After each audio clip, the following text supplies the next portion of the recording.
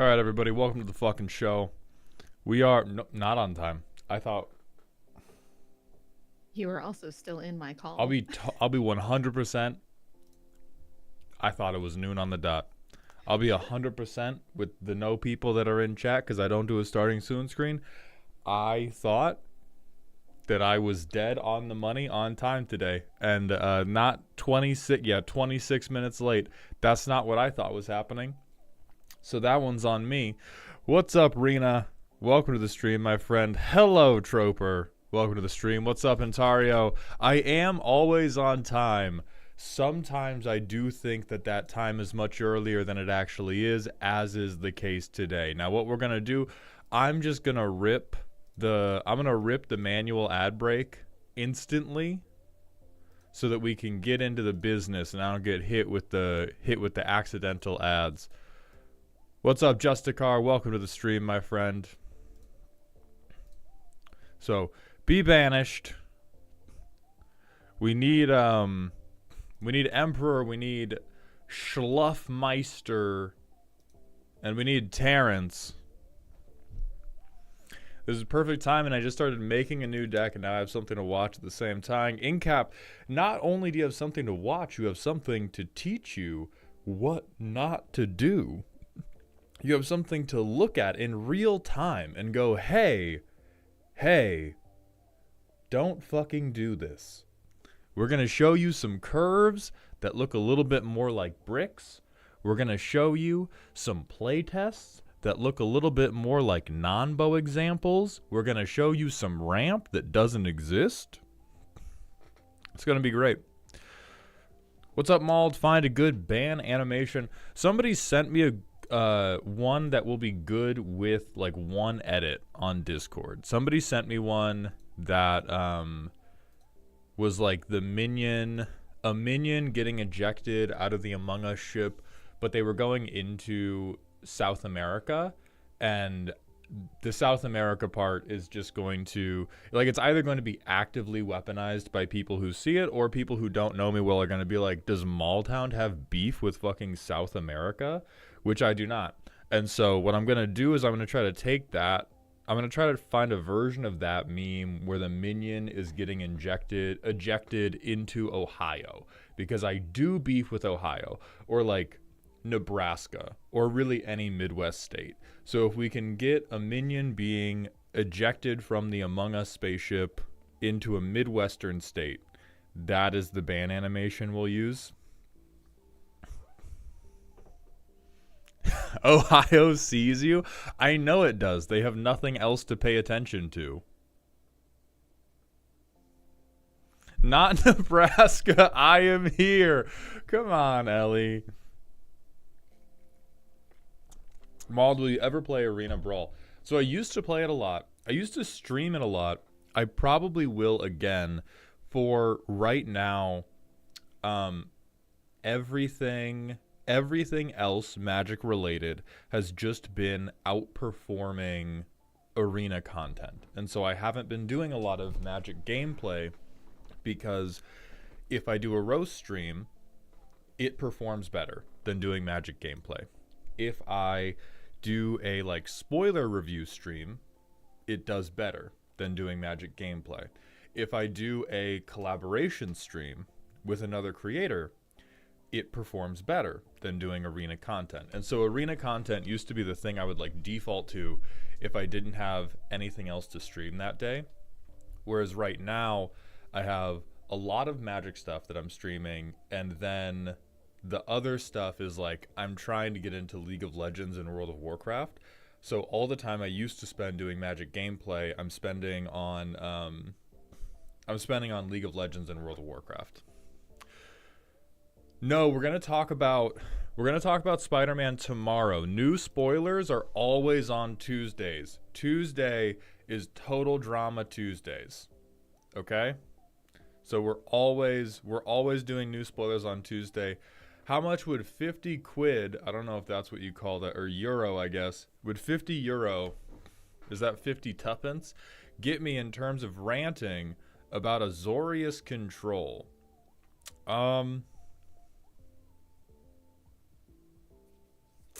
I would do a quick meme-based comparison of Azorius Control across all formats. What about the Tarkir reveals though? Also Tuesday. If I've ever not talked about a reveal, the reveal is going to be talked about on Total Drama Tuesday. I want to set that in stone, because so Tuesday is when we milk the algorithm for clickbait based on new things that have been released. Okay? That Tuesdays are always when we milk the algorithm. The other Magic streams are going to be when we do deck roasts or when we do collaboration streams, but Tuesdays we milk the algorithm with that new shit. And so that is when we will cover both the Spider-Man stuff and the Tarkir stuff. What's up, Tyga? Welcome to the stream, my friend. Yeah, that's fair. That's fair. Dale, thank you for the $2 on YouTube, my friend. Welcome to Dog Heaven. Hiya, has the schedule for March roasts come out? So I'll be 100% with you, Dale. Most months, it takes me a full, week and a half to get the schedule out. Yesterday, I thought that I had sent all of it out. But based on messages that I have received, I believe I've sent 2/3 of it out. I have scheduled, investigating my own email receipts, I have scheduled Sundays and Wednesdays out through the 19th. So if you're on a Monday, you still need to receive, if you're on a Monday, you haven't been scheduled yet. If you are in the last week and a half of March, you haven't been scheduled yet. But if you have a Sunday or a Wednesday roast coming up in the next 2 to 3, 2.5 weeks, then you've received. Hello, Elk. Thank you for that floor puke. I was going to make a little licking noise, but I think that's too weird on main. I heard the Spider-Man set won't have commander decks. Thoughts on that? That sounds like a thing I'd answer on Tuesday, brother. Short answer, I think it's good. I think it at least gives us an outside shot that it's actually going to be a good standard set, instead of it just being another hey, we're going to shove commander product down your throat every second of every day. For the people on YouTube asking, how do I get my deck roasted? In the future, it's only going to be Ko-Fi. We're not doing it on Patreon anymore. I still need to have the come to Jesus moment with my existing Patreon supporters and ask them what they want. That would be hey, if you're probably, you're not going to stick around at the $25 tier if roasting's no longer there, but what could I give you for $2, $5, $10, whatever? What could I do to make your day better there? And the roasts themselves are just going to be exclusively sold via Ko-Fi. Or it just means they're going to put all the new commander staples into standard. I mean, counterpoint, most commander staples suck. I don't think standard players are worried about getting staple cards, because most of the cards you think about that are famed, game warping, dog ass, commander staple, Ristic Study, bad card if you're in anything but Brawl. And even in Brawl, this is only good if you're not playing against any deck that wants to go to combat. There's plenty of aggro decks and mid-range decks that do not give a fuck about Ristic Study. Ristic Study only feeds on the Dirtle machines in Brawl. Same goes for Smothering Tithe. What the standard players don't want is they don't want just pushed over underrate cards entering the ecosystem because of Commander. Texas TCG Trading, thank you for the Twitch follow. Welcome to the Doghouse, my friend. And Marsh 117, thank you for the tier 1 sub. Welcome to the dog home. DMC, thank you for that random smasher pass. Not the pentagram, but even more so, not the guy. Like, if the wizard wasn't there, I might consider giving this a try, depending on the circumference. But with the wizard there, absolutely not. Is your Ko-Fi up already for requesting deck roasts? So Moon Popper, the deck roasts are not something you can request at any time. We sell a limited stock the first Sunday of every month. So for this month, they have been DMC, calm down. Hey, you're snarling a little bit. Calm down. We've been selling 18 a month on Ko-Fi. In future months, we're going to be selling 48 a month. All of the deck rows that we do every month are going to be coming to Ko-Fi. The price is going to be going up until they don't sell out in under an hour, basically. I have no idea what the price is going to end up at, but as I totally divorced the deck roasting from ongoing Patreon support, and I just make it a, like, this is a discrete deliverable thing you can purchase from me,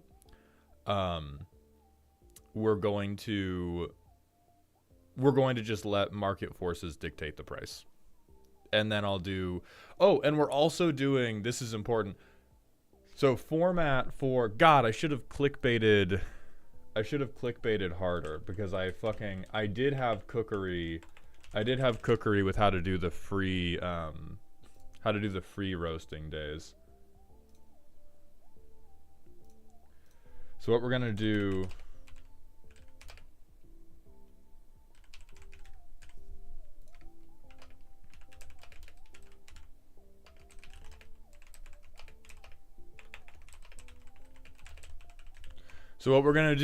is at least once a month, we're going to do a free to enter roast stream.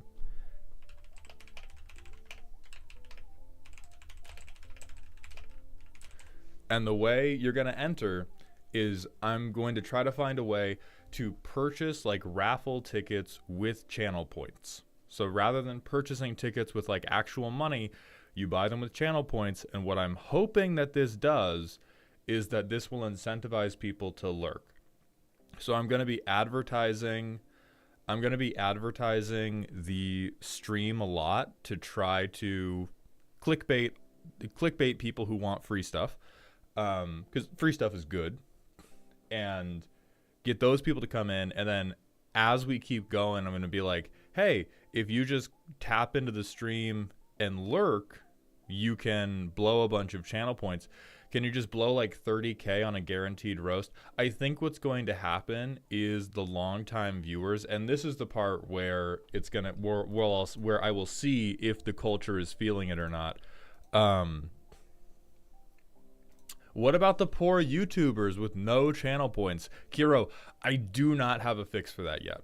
I don't know how to fix that yet because Twitch is obviously not going to track the channel points for people on YouTube, and my bot also doesn't track YouTube interaction. So it might have to, be. No, you guys do count. You count in my heart. You count in my heart, and you count in my soul, and you definitely count for my analytics. You just don't count to the fucking Jeffrey Bezos robot that only cares about Twitch. So anyway, buy tickets with channel points. This is definitely going to be mostly contested by a few...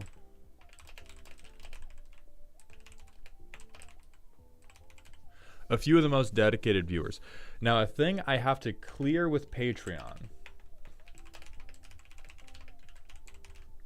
What we're also going to do is expand the channel point shop. I think we're going to be... we're going to bring back viewer MTGA games. We might bring in, like, silly outfits, etc., etc.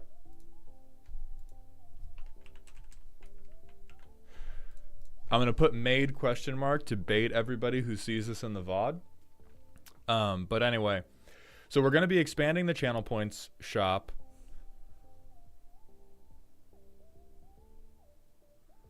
Wait, I saw Relic just had it like that. What did Relic do? What if you just had everyone spam? Oh, damn, Relic's got the Discord role. Hell yeah, Relic. Tag Bean, yeah.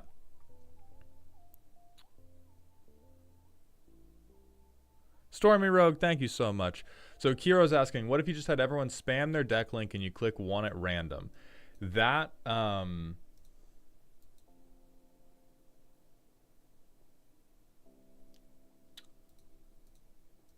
I think the only logistical problem with that is if it's not a hyperlink, I'm probably going to lose it every time I try to click on it. And if we're saying, hey, spam chat with a link that Maul's going to click on, it takes one person who doesn't like me to get me inadvertently banned on Twitch. It takes one guy. It takes one guy who just wants to flashbang me with like illegal pornography for my whole career to get fucked up. And on top of that, I do want to reward the people who have watched me more, right? That's not necessarily like a merit-based system of you as a person, but like if you've been like the whole reason the deck roasts were originally linked to the Patreon and not just a thing that I sold was if you have supported me for a long time, I want to give you a better chance of getting the thing from me. Can we cap entries? That might be a good solution, is creating some type of arbitrary cap to how many you can buy. Potato One, thank you for the Prime sub, my friend. Welcome to the dog home. I appreciate those Jeffrey dollars. And Tox Tank, I appreciate your Jeffrey dollars as well. And Otter Pirate, thank you for the Tier 1 Twitch sub. Welcome to the dog home, normal style. We've also got a hype train going now, so if you're sitting on forgotten Jeffrey dollars, please shower me in them. If you're not, let's keep talking business before we make fun of Terrance, Schluff Meister, or Emperor's decks.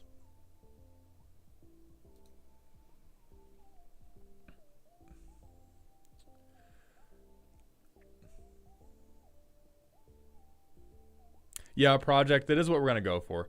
Die Lupus, thank you for the Prime sub. Welcome to the dog home, my friend. And your boy Harden, thank you for gifting a community sub. Welcome to Dog Heaven. Kate Humble, Farum, Fire Biddy, thank you for the Twitch follows. Welcome to the doghouse. It should be Mauled Bean or Relic if you tag Toxic Admin. That will get you to a mod who can do the same thing. Jordan, thank you for the 200-bit cheer. Welcome to the dog pile, my friend. Otter Pirate, thank you for the spare change as well. You two are tied on top of this week's dog pile. I appreciate both of you very much. So we're going to do a raffle. And this is going to be the part that's contentious.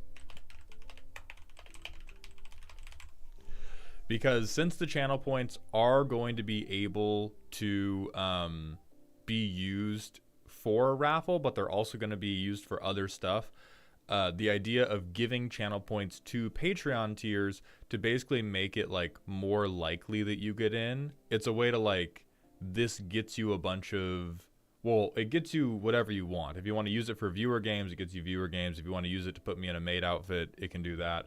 Or your Patreon tier can, the mauled bucks you get can be used to buy a lot of raffle entries to make Patreon subscribers more likely to get into the roast than, is there a way to give channel points? Yes, I believe that I can manually change how many people get channel points. Lemon, let me look at my email. I'm sure I did. I got more emails than ever before for changing schedules. Okay, you just have an updated primer. Yes, I have that email. Do not abbreviate. Yeah, warning. No abbreviating channel points. We do not acronym channel points. Do not do it. I tripped. Thank you for the Prime sub. Welcome to the dog home, my friend. Thank you for those Jeffrey dollars. And Lil Lemon 2, thank you for the tier 1 Twitch sub. Welcome to the dog home normal style. Shadow Walker, thank you for the 100-bit cheer. I am still not used to the stream being this early. I just woke up. Well, welcome to the dog pile. Kiro Kuto, thank you for coming over from YouTube. Please let me know what you want that rant topic to be. None of you can buy my chair with the channel points. I'm a big fan of Cyberpunk. Nobody abbreviates Cyberpunk either. The Project Neon, thank you for the Prime sub. Welcome to the dog home, my friend. I'm not giving you the chair. I want to be very clear. I'm not giving you the chair.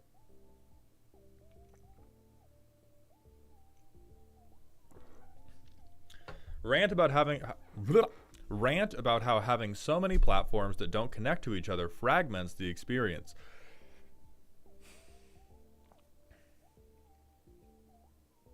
So the response to that is not a but. It is not a strict rebuttal, but I think the response to multiple platforms fragmenting the entertainment experience is a yes and. Because obviously YouTube can't connect in the exact same way Twitch does.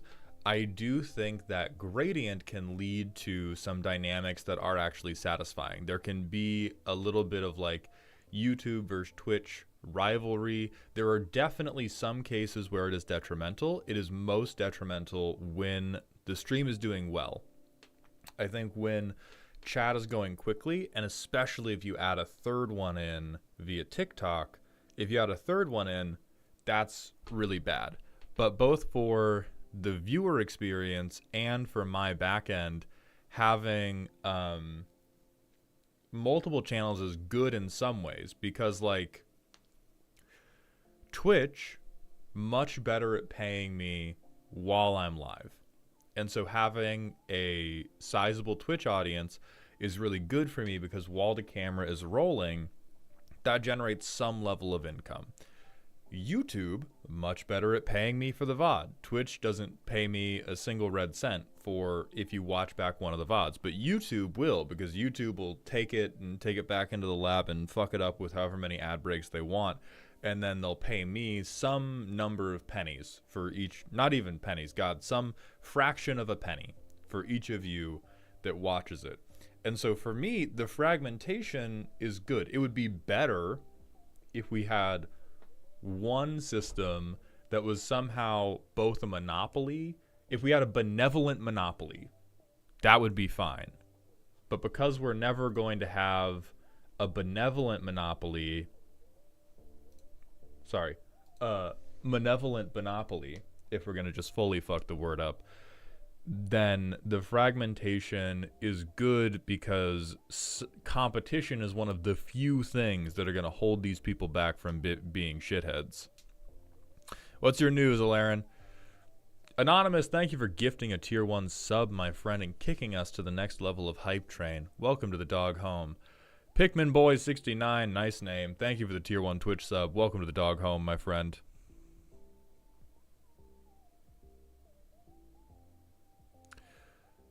How do you feel about all standard legal universes beyond sets having premium/masters pricing? It is bullshit, but I struggle to have too well-formed an opinion on it, because this is the most expensive card I own. Right here. Sorry, we can't. Flicking it doesn't do a good. This is the most expensive card I personally own. So I think it's bullshit. It's tough for me to have a like super precise feeling on exactly how bullshit it is. Yeah, this is Deadly Rollick. Suds, I own a couple, but like 99% of the cards I own are owned by Z. Z has a lot of cards because Z works with Wizards of the Coast fairly often. So they've both purchased a number of product, and they have gotten a lot of product on on account of them working with Wizards of the Coast a lot. But I don't really, I think the only cards I own, even in the most technical sense, are when we are at a convention and Z gives me the puppy dog eyes and is like, can we buy a box so that I can crack packs? Because they are a little pack goblin. So there is some number of like my money that has been spent on draft boxes and shit so that Z can be a pack goblin. But I don't keep track of those cards to any degree. And Z just has like crates and crates. I do play IRL, cool dude, but I have a couple decks. I have a couple decks that are proxied on cardstock and are still very clearly not legal Magic cards, so they don't cross the line into just being like a counterfeit card versus a proxy card. But if there's decks that I want to test, or if there's a deck that I want to play with on short notice, then I will just printer paper it. Because the printer paper proxies really don't look that bad. The only amount that this card looks fucked up is because I Sharpied on the back of it for a bit on stream. But the printer proxies are totally legible. It's very, very simple to prove that they're not counterfeits, because they, you just go like, oh, hey, guess what? Yeah. I'm not scamming anybody.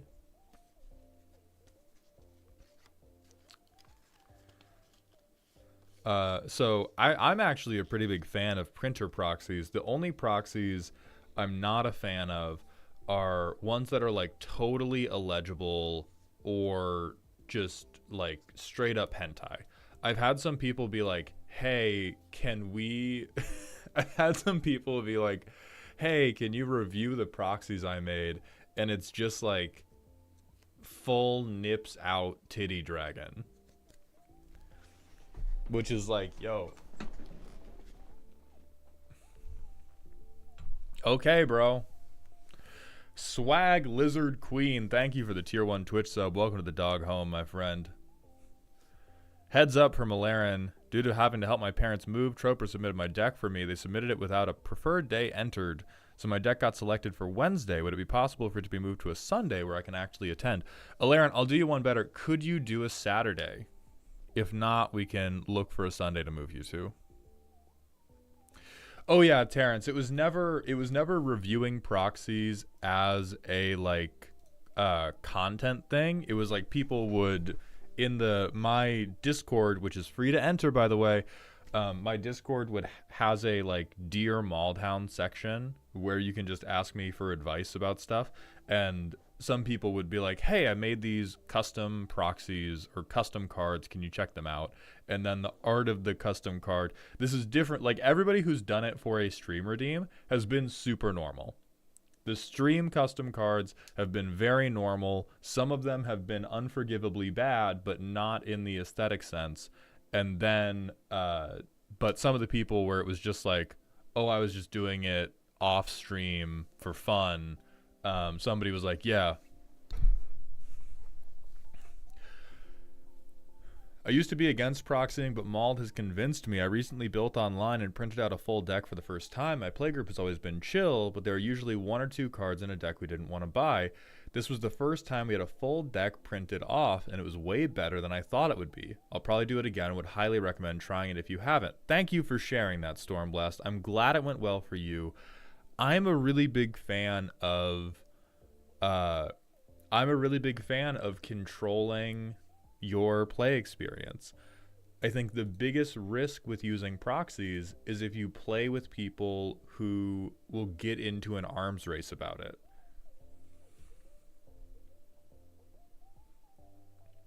JFox24, thank you for the tier 1 Twitch sub. Welcome to the dog home, my friend. Okay, Alaren, I'm going to slot you into a Saturday.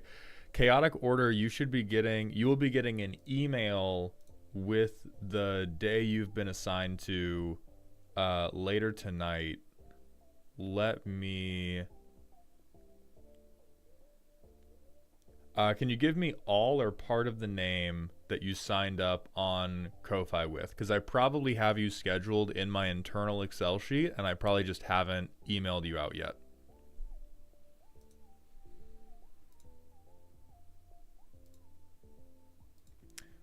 So Alaren, which you're under Troper, I'm going to... Can I move you to this coming Saturday? Are you good for the 8th?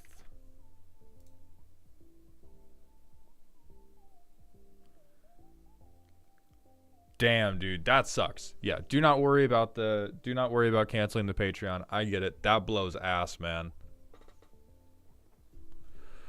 Alec, yes, you can expect that. Everybody can expect that. You are, I mean, I have the schedule in front of me, so let me see if I can just find you.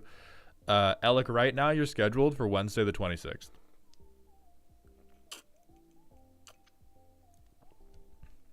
Chaotic Order should be the name. Okay.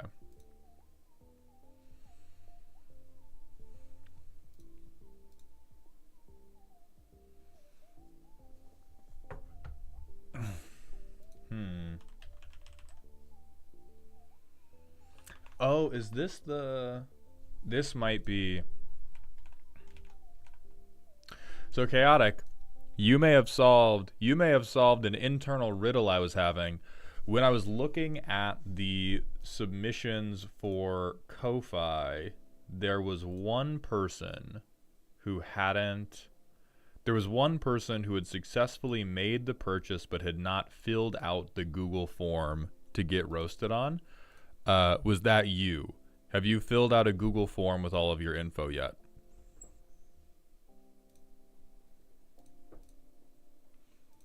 Ah, there it is. Okay. No, Alaren, we should be good there. It'll be an earlier stream than normal. It'll be like 11 a.m. that stream starting. So Chaotic, there's a link to that form in your post-purchase information, in the post-purchase information section.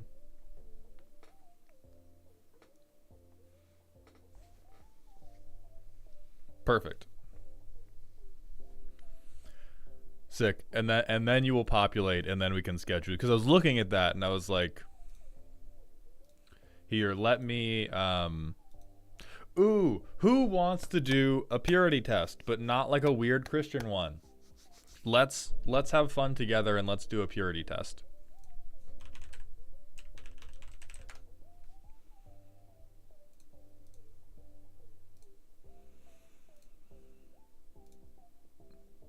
Okay.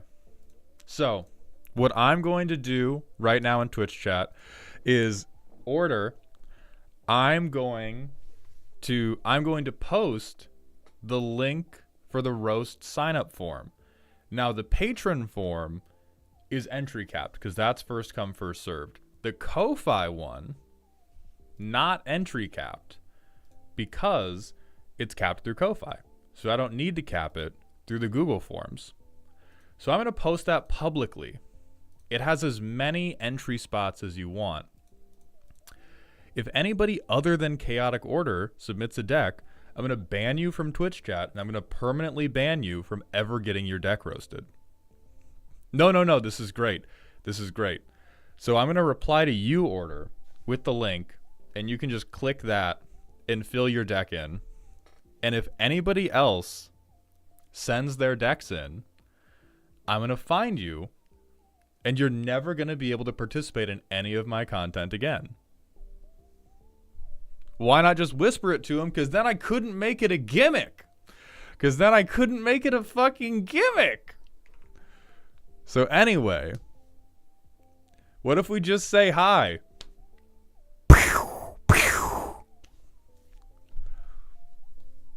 Squid game behavior.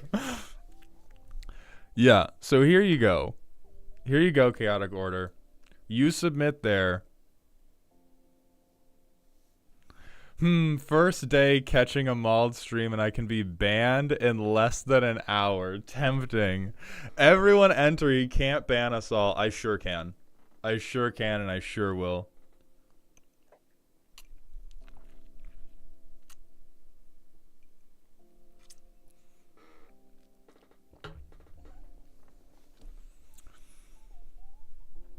All right, instead of risking getting mauldered, I'll just drop a follow. Try and thank you, my friend. Welcome to the doghouse, my friend. And the thing is, here's the other thing. I'm not going to content ban you. I'm not going to publicly shame you, so you're not even going to get the dopamine of me being like, of me going, gotcha. I'm gonna ban you off stream. Nobody's gonna know your name. You're gonna be redacted. Spellbrick, go ahead. I'll find you, bro. I'll just find you. If you think that will be enough to keep me from you,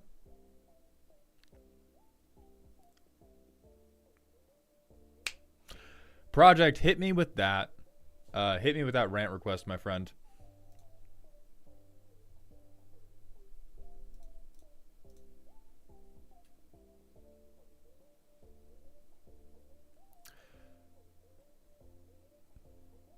What happens if I send a deck of 99 forests? Same shit, bro. Same soup, different bowl. Literally 1973.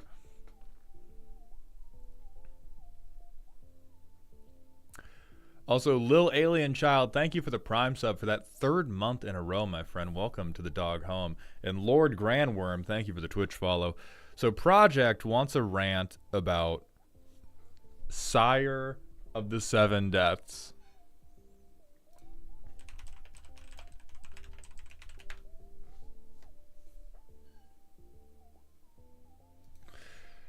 I know what card. Oh, it's not of the. It's just of Seven Deaths. What'd you say? The vanilla art looks beautiful like a Renaissance painting, but tell me how it is the epitome of power creep. Yeah, I do think this falls under the like would kill a time traveler from MTG beta. It's 7 mana for a 7/7 that is like unbeatable in combat is the thing. Like I think the fact that we're like, wow, this card isn't even that good is why it is the epitome of power creep. Do we know how bad creatures used to be? Thorn Elemental is from Urza block and can't be blocked. Okay, so we trade back and forth over and over, and I come out on top because I have lifelink.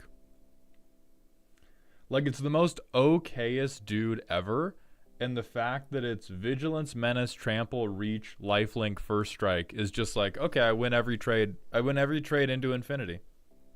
I win every trade into infinity. Go fuck yourself. Like, that's the thing about it is no standard deck is going to consider running this.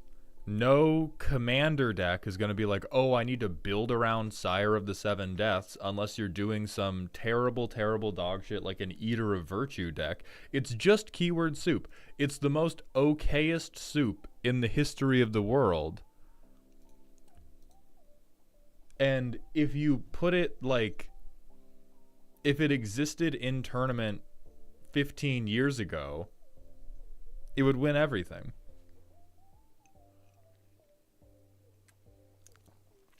Yeah, Bean, I was thinking of you when I said that. Oh, it's for sure a meme. But, like, today's meme is yesterday's, like, Jesus Christ figure. Right? Like, it's like us making a meme about math to Neanderthals.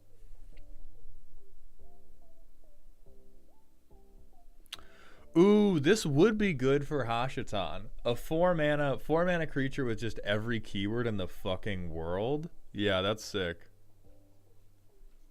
Oh, thank you, baby. So good too. I like 198. Thank you for the Twitch follow. Welcome to the doghouse, my friend. And Jordan 0117. Thank you for the Prime sub. Welcome to the dog home, my friend. It is worth saying there was a solid 10 years of early Magic where creatures needed to be crept because they overwhelmingly sucked. Gold, that is a good point. Power creep is not exclusively a bad thing. Sometimes the game is bad and it's better to speed it up.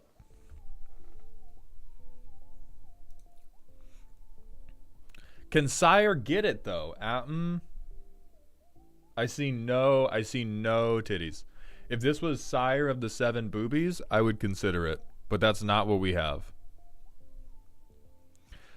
I just want to live the dream and drop a token Magister Sphinx in Hashatan. Exact, dude. Bad Hashatan decks, rise up. Bad Hashatan players, rise the fuck up.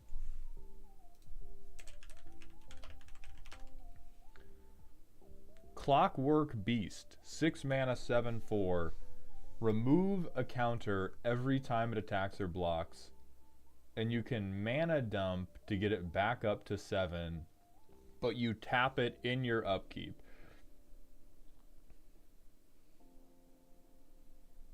If you showed this thing Sire of the 7 Deaths, it would dismantle itself on sight because it knew that it was now purposeless. Jake's 101, thank you for the Twitch follow. Welcome to the doghouse, my friend. So Alec, the card is not bad. When I say bad Hashatan players, this is one of the more normal things you can resolve with Hashatan because his ability is so strong. So like every commander has a spectrum of how good is the thing you're doing with that commander. Hashatan's floor is pretty high because reanimating tokens is a 4/4, good thing. Right? No matter how bad the creatures you put in, you still get like army of 4/4 tokens if you're trying to play smartly. But Magister Sphinx compared to like, I think this is the pinnacle of dipshit control tactics Hashatan players are going to do. Like this is good Hashatan shit. Well, evil Hashatan shit.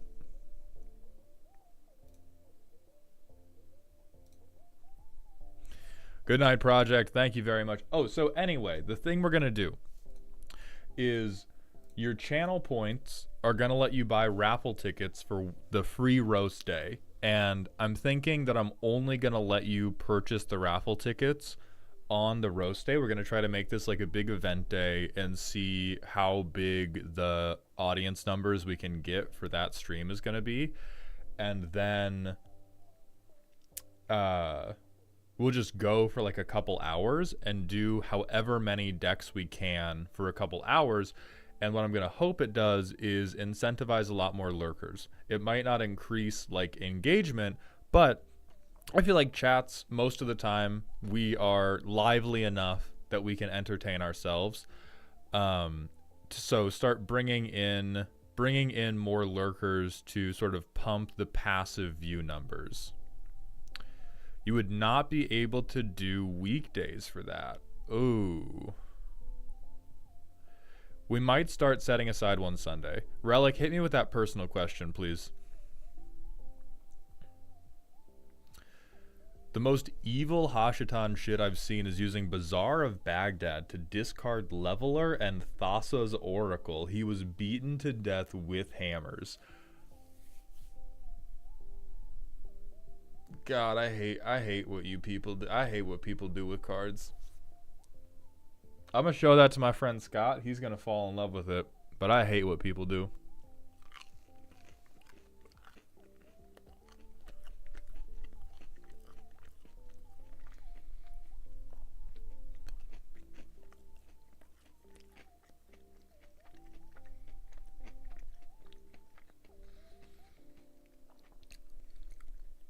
Oh, and Tario, beans and chili, yay or nay? So I'm going to say beans and chili, as a general thing, fine. When I make my chili, I'm very light on beans because I operate better as a person when my diet is very, very meat heavy and relatively low on carbohydrate. So when I make chili, I put beans in it, but it's a really, really low proportion of beans to like meat and whatever veg I'm including.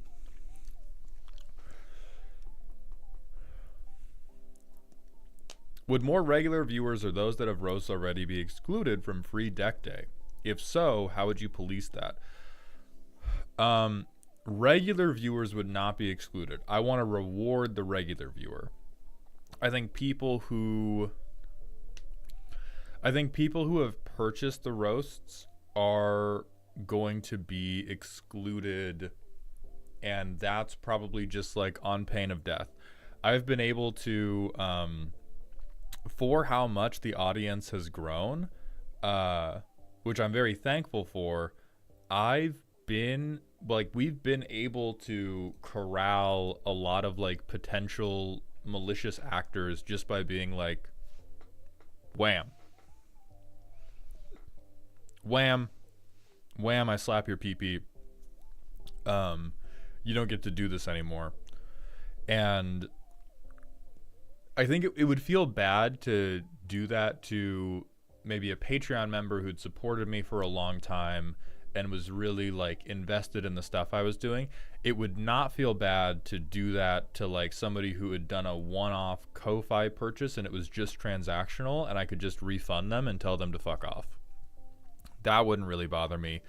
And when it comes to like, oh, well then why wouldn't I just do the free roast?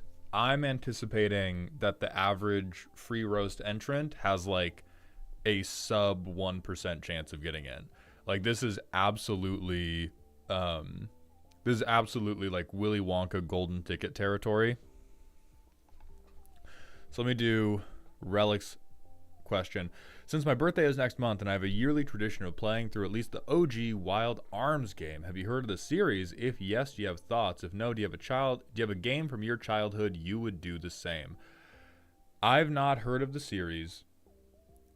The closest thing I have to it is World of Warcraft. For a long time was my comfort game, but rating low-level content that I never got to play because I was so antisocial was my comfort game for a really long time in World of Warcraft. Is I would have a max level character, and this was before they did time walking stuff, which was a thing they eventually introduced as an official way to go back and do old content. But before that, I would just take my like max level character and I would go to like Molten Core, I would go to Blackwing Lair, I would go to Black Temple, and I would just do all these raids by myself in total silence, just to like take in the atmosphere and try to engage with the lore of that raid and then see if I got any cool loot. So that is the closest thing I've done to it, but I never really got that into single player games as a kid specifically. I think I would play like Need for Speed with my dad because he really loved racing games, and I would play MMOs with my mom, and I would basically like never play true RPGs because I was just reading a ton of books. I would just like read fantasy or read historical fiction, or I would play an MMO.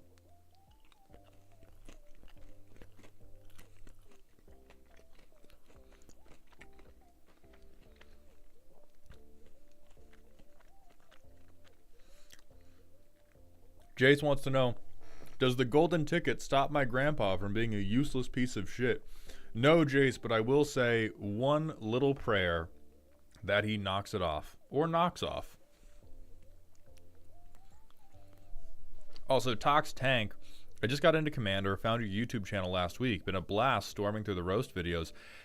Thank you. Any tips for someone who just started and wants to stay around bracket 2 to 3? Thanks in advance, keep up the good work. What I would really recommend is if you want to stay in bracket 2 and 3,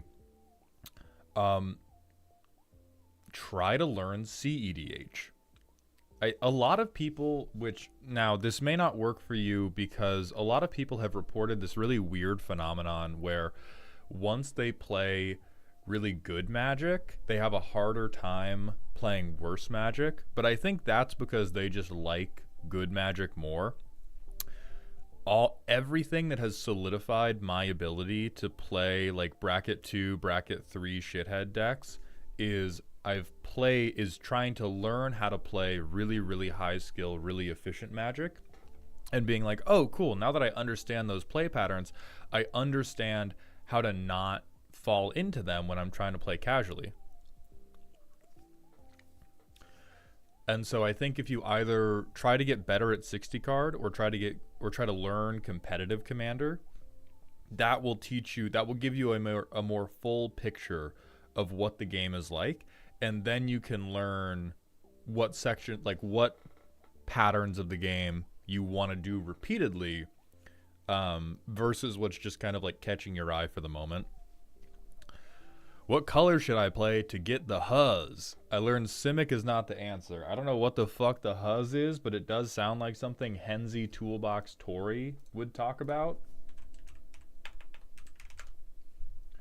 Like, you know, this man has said the word Huzz multiple times. So I'd say Jund. Jund will get you the Huzz.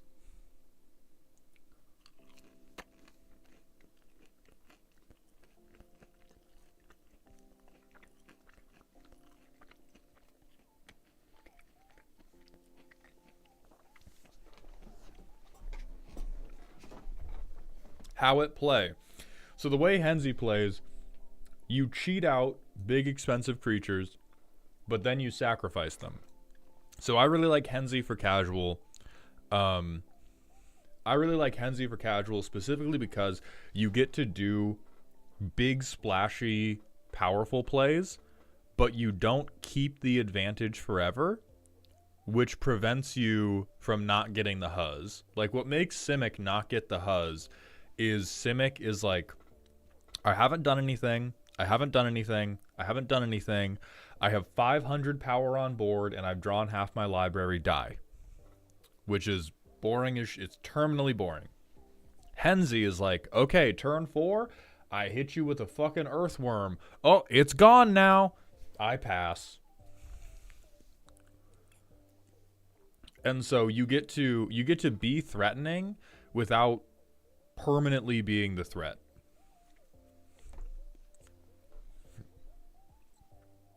Maul, how do I stop making my black plus color cheat decks into theft decks?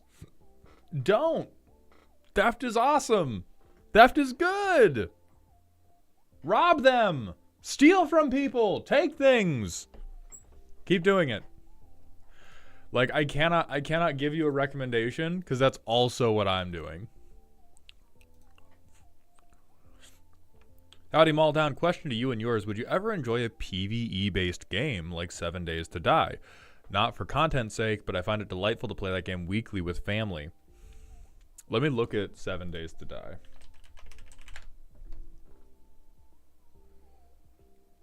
Oh yeah, I've played some games like this. I mean, I'm currently playing Monster Hunter Wilds off stream with my girlfriend, and it's super fun, and we both talk about how much the other has that shit on, and we make little kissy noises when we're standing next to each other in game. One thing, but it's kind of like anything I start playing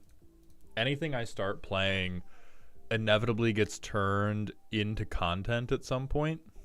Of course you love the fucking Kangalala, you fucking idiot. You fucking stupid bitch person. This is why you like Selesnya, cuz you like farts. You absolute fucking slug. Of course you like the Kangalala gear. I'm sorry. I have opinions about. I have some very strong opinions.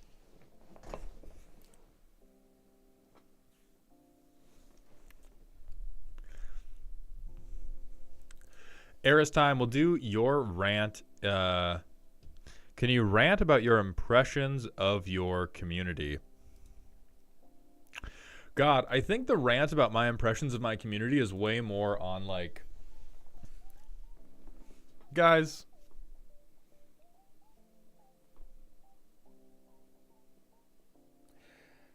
I'm trying to think of a way to word this that isn't white privilege is awesome, because it's bad.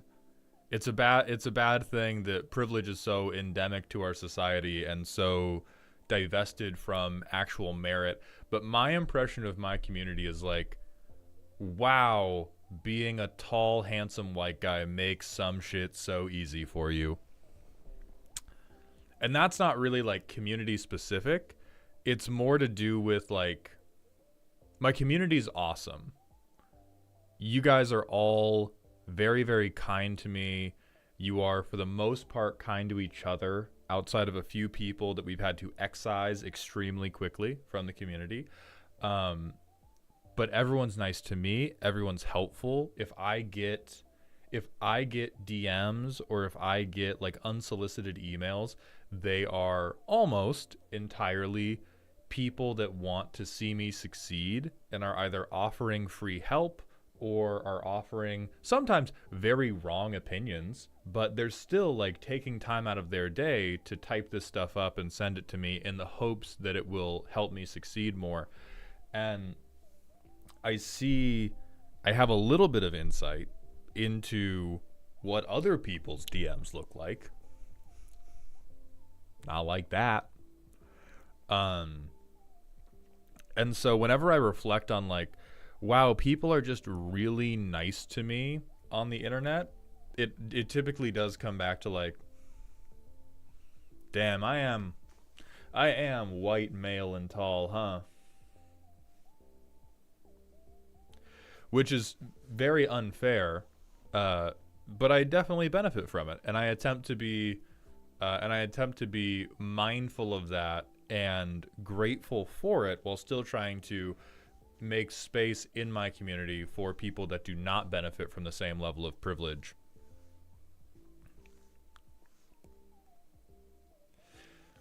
It is legitimately nice that you're so kind. At first I saw jokingly mean comedy and expected like far right, but no, dude, you're kind. I'm happy to be here. Thank you, Lexi. I appreciate that.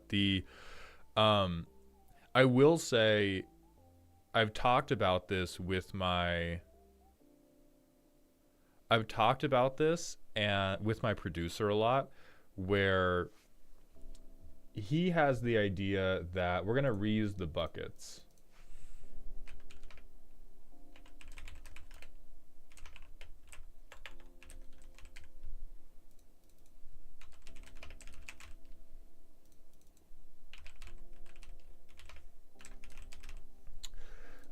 My producer has made the like broad generalization that a lot of content can be boiled down to either being fetish content or rage bait content. And sometimes we lean towards fetish, but for the most part, I am a like rage bait content maker. Most of the stuff I do is comedy from man who is actively worked up about this thing he thinks is bad, and the sort of trick in the content is it comes in angry, and then I try to de-escalate from there. Jay Arlington, thank you so much for the raid, my friend. We're talking about anger and fetish content. My community asked about my impressions of them, and I was talking about how they're all so nice to me, and how at times it feels very undeserving, and how it's weird that so much of my stuff is about like de-escalating people after giving them the impression that I'm going to be like a rage reactor. Zakish, I would actually say like the perfect inverse of Fox News is what I aim to be. Thank you for the follow. Welcome to the doghouse, my friend. But the goal is, yeah, Elk, you're in the fetish content bucket. Listen, the moment you told me, by the way, they said this in confidence, never say this on stream. The moment they told me they were not allowed to put twink in their Twitch title and had to settle for e-boy, yeah, you were in the fetish bucket, brother. And so, but the goal of my content is generally like, come angry,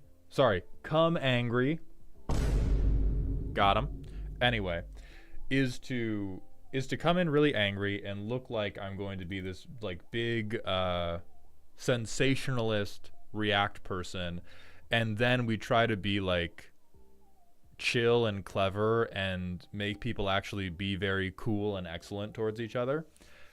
And so we get a lot of people in the community. Like there's a constant churn of new people who are just coming in who are very angry or who are on the pipeline to the alt-right.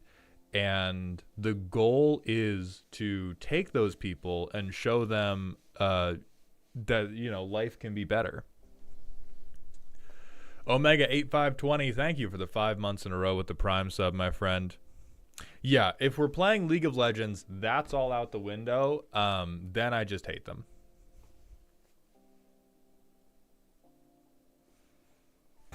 Thank you, Relic. I appreciate that very much. I also at first thought Mauled was far right, but only because the very first line I heard from him was "Good evening, America." Yeah, like I do steal a lot of like trappings from the alt-right. It is part of the goal to take their fucking shoe deal, right? I would love to destabilize all of their audiences and corrupt their audiences in the same way that far-right content has very insidiously corrupted a lot of other content. But yeah, in League, I'm just swearing from the heart. In League, I am an angry fetish content creator. Hyped and addicted, as well as, is that GIF dude or GILF dude? It's GIF dude, thank God. And Bowser's Patrol Officer, as well as I'm Limes. Thank you for the Twitch follows. Welcome to the Doghouse, my friends. We are doing roast today. We have Terrance to do, who I saw around, and then Schluff Meister. If Schluff Meister is around, where is... That's March. That's not February. I'm opening the wrong Excel sheet. But Jay, thank you for the raid, my friend. I hope you had a good stream. Your most devious, hear me out. I feel like that's a problem because it's so easy. It's so easy to catch me in a hear me out, and it's, do they have bazongas? If creature have big bazongas, you have probably caught Mauled Hound in a little trap. You have probably caught me in a little trap if you can show me any creature with big old bazongas.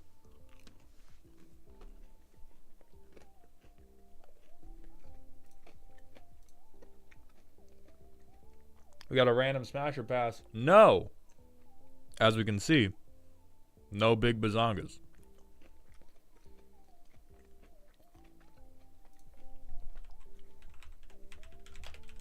Yeah, Gravebreaker Lamia, big enough.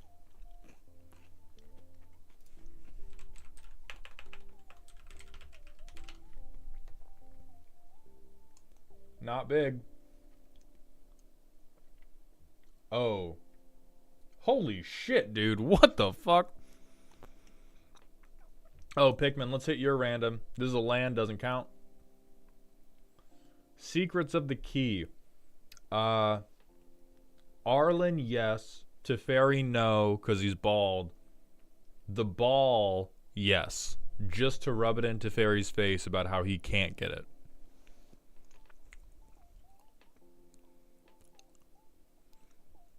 I'm Limes. Thank you for the Prime sub. Welcome to the dog home, my friend. I appreciate that generosity. No, Seagad, I was complaining about how Sire of Seven Deaths did not have Booba.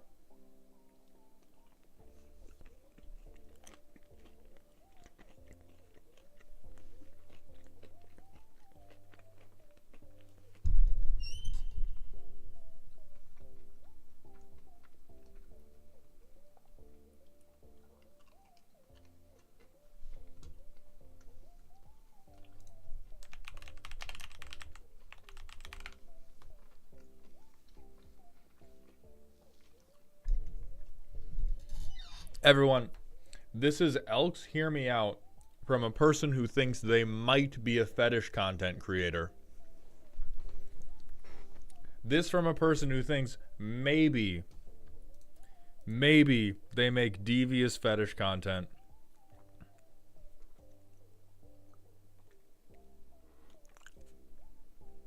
Diabolical. Well, Cynical Loner is just a pretty person. This is from Ashino on YouTube chat. This is literally just a cute girl.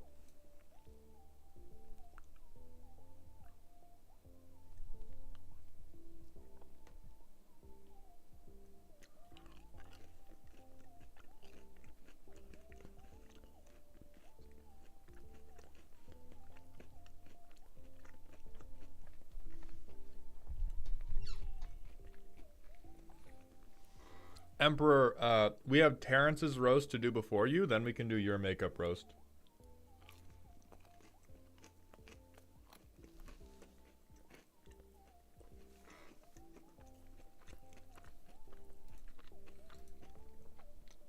What about a chroma? Dog is just a Twitter bookmark. Hear me out. One of the most attractive people you've seen in the last month. Hear me out. Hear me out. Runway model who can fly.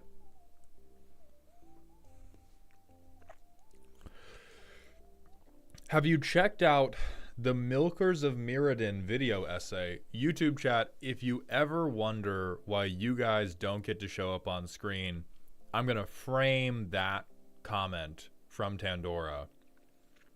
And that is why.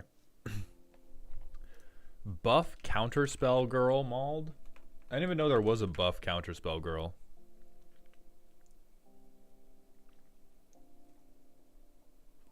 Is it this one?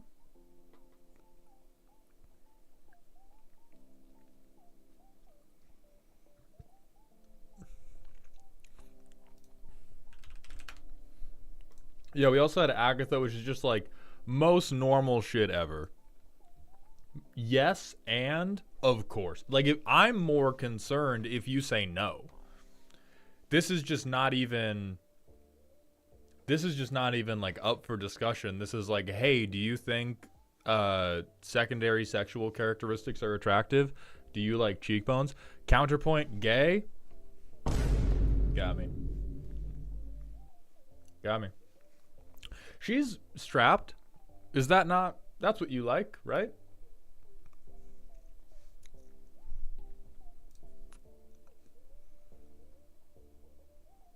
Ice Age counterspell. Okay.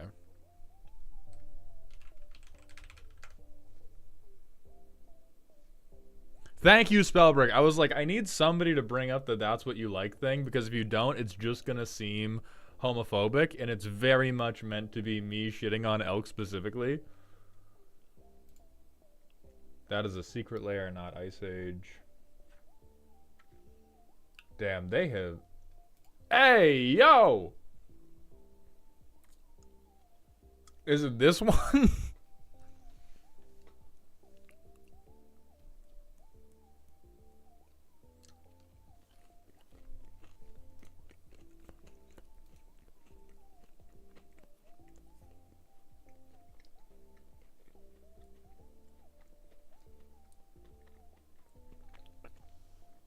Okay. We have work to do today. This can't all be totally normal hear me outs. We've burned all the ad time, so we're going to do one more manual ad break. Then we're going to do Terrance. Then we're going to do Emperor Tromodlov Drolmai. And then if Schluff Meister is around, we will hit Schluff Meister at that point.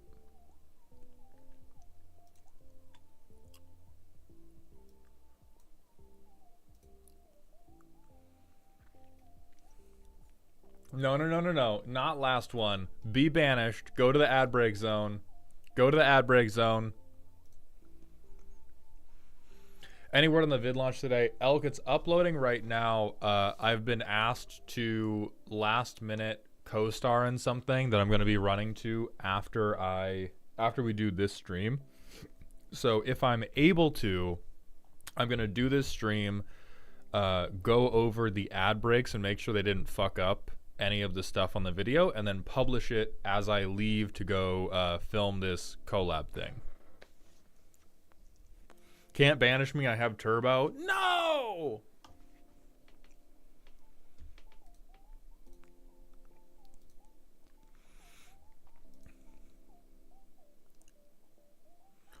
Did Emperor just buy every deck roast slot? This is like deck number 40. Emperor's had a very normal number of deck roasts. Emperor is one of our very beloved, like, ongoing plot lines. Ad breaks I've just been manualing recently so I can put extra in. Made the most money in the past month that I have ever. Yeah, I've had to do some manual ones because, like, we edit all of my videos to be like so no breaks that if I do fully manual, some breaks will be like 30 minutes, one ad, and I'll get paid. And then like Mango doesn't even get paid. So we have had to put some manual ad breaks in just to cover the fucking salary. All I'm going to say is if your hear me out doesn't get at least a few people looking at you weird, it's not a hear me out.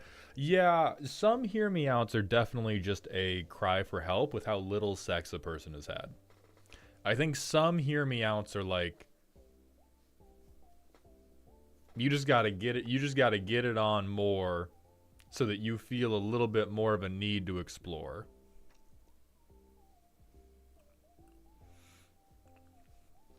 I'm on the Clive Barker theory. What the fuck is the Clive Barker theory?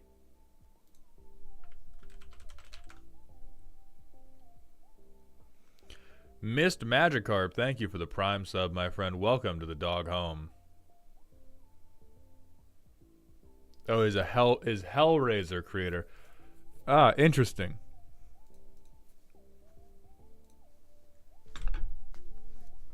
Nobody look at Elk weirdly.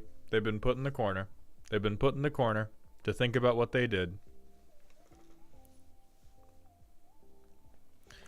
How does one get their shitty-ass deck building reviewed by King Gremlin himself? Been following your content for a while, man. Keep up the shit posting. Thank you. Not them off. The way to do it is going to be through a commission on Ko-Fi.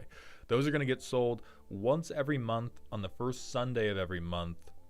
So the next time they're going to go on sale is just under a month from today.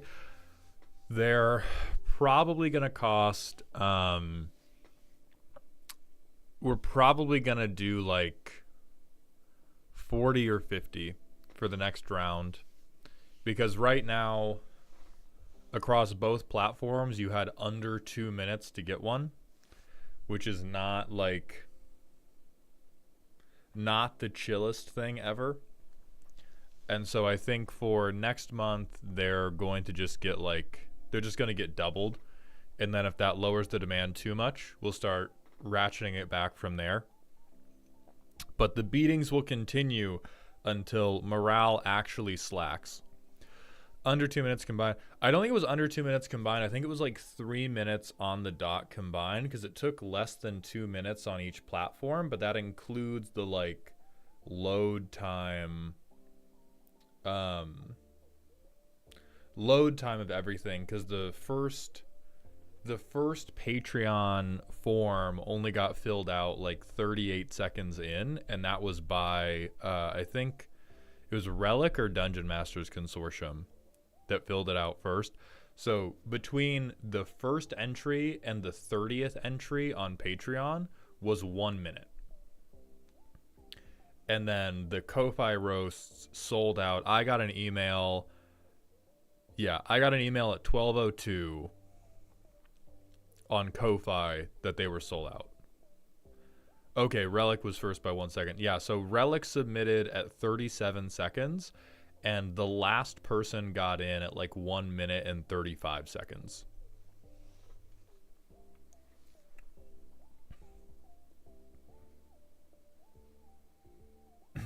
So we're going to come up with like, we're going to do, I'm going to try to figure out how patron game nights will work, because they're very, very difficult to schedule. Oh, which, speak of the devil, if Siren is still here, League night this week is getting pushed from Tuesday to Friday again, because I have another collab thing I've been asked to do tomorrow night, and then I have another collab thing Wednesday night. And so we might do it early on Thursday, depending, but it's probably going to be on Friday. I know. I want to do it too, because it's some of the most fun I have playing League of Legends. But anyway, so Terrance, are you still here? Schluff Meister, are you still here? Alec, I'm sorry to report it's not Maldhammer yet. It's not Maldhammer at this time. What's up, Chuckles? Welcome to the stream. Emperor, hell yeah, my friend. Thank you for the $10 super chat. I got 2 more to get in after I submitted marches via Ko-Fi. After that, all the mono gate decks have been roasted. I'll be stepping back for a few months. Your watch will have finally ended, but thank you, my friend. Is the Ko-Fi page always up, or do you just activate a Ko-Fi link that is open for the time it sells? So the Ko-Fi page is always open, but you can only buy a roast on the Sunday. It's like a limited stock item you can buy. If it happens before 6 p.m. PST, okay, so we can have it start on 6 p.m. PST. We can, like, I can make that happen for sure, because we're streaming League on Friday too. So I can do like League stream, stop for dinner, after 6 p.m. PST, have patron League night, happen.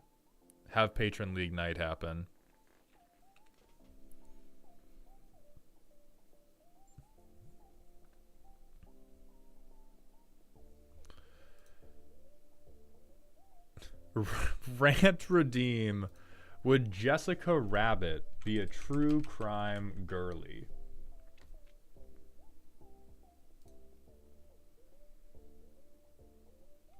Let's see.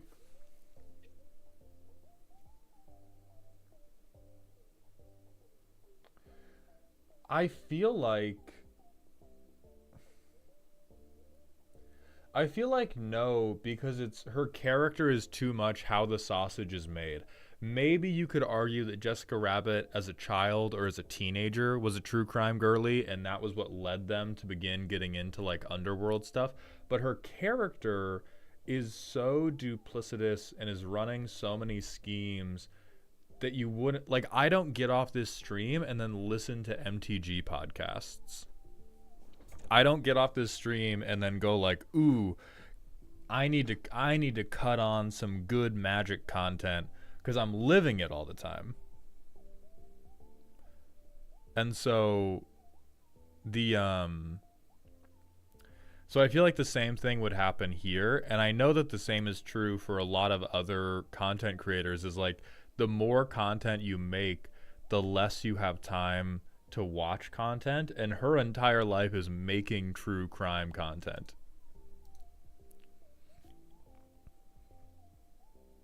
So I feel like no, she's not going to be a true crime girly because she's too busy doing crimes.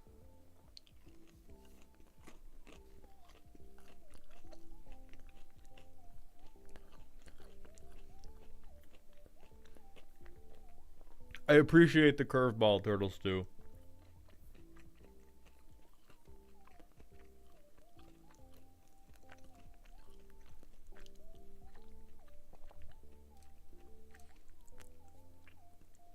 Mods curve this man's balls. One of my favorite things about streaming. Oh, we're going to do a Monster Hunter Wild stream with one of our friends on Wednesdays. I need to advertise that today. I think one of my favorite things about being able to stream Monster Hunter is being able to go mods with hammers and then actually beat a motherfucker to death with hammers. Had a ritual burial for Blight Mound and my ego last night. I'm proud of you, Victorious.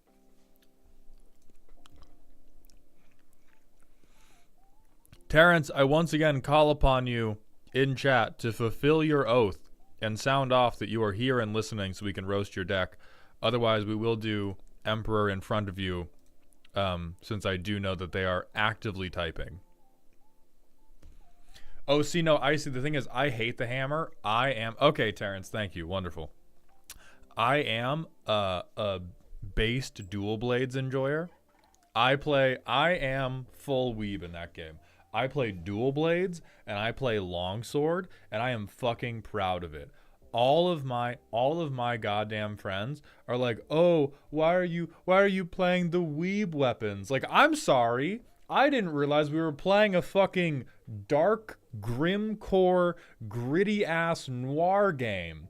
I'm sorry, I will hop off my fucking chocobo and put on a more realistic weapon. I will put away my Yone cosplay. I'll stop playing with the cringe weapons, and I'll take out my battle beetles, you fucking shithead. Sword and shield, baby. Lexi, tell me how I know I could put you in an unlocked room that just had a TV playing a Dark Souls parry compilation, and you would fucking starve to death. No bar on the door, no deadlock, no deadbolt, no padlock, no nothing. Just put an Elden Ring, Margit, parry only compilation in front of you. You're never making it out alive.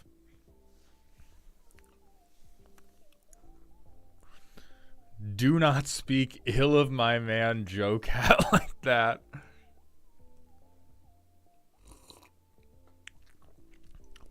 Greatsword is very funny for big number generator.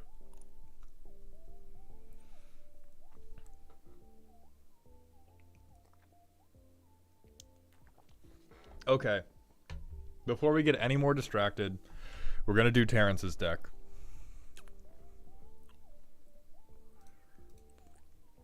So Terrance has submitted a spooky deck.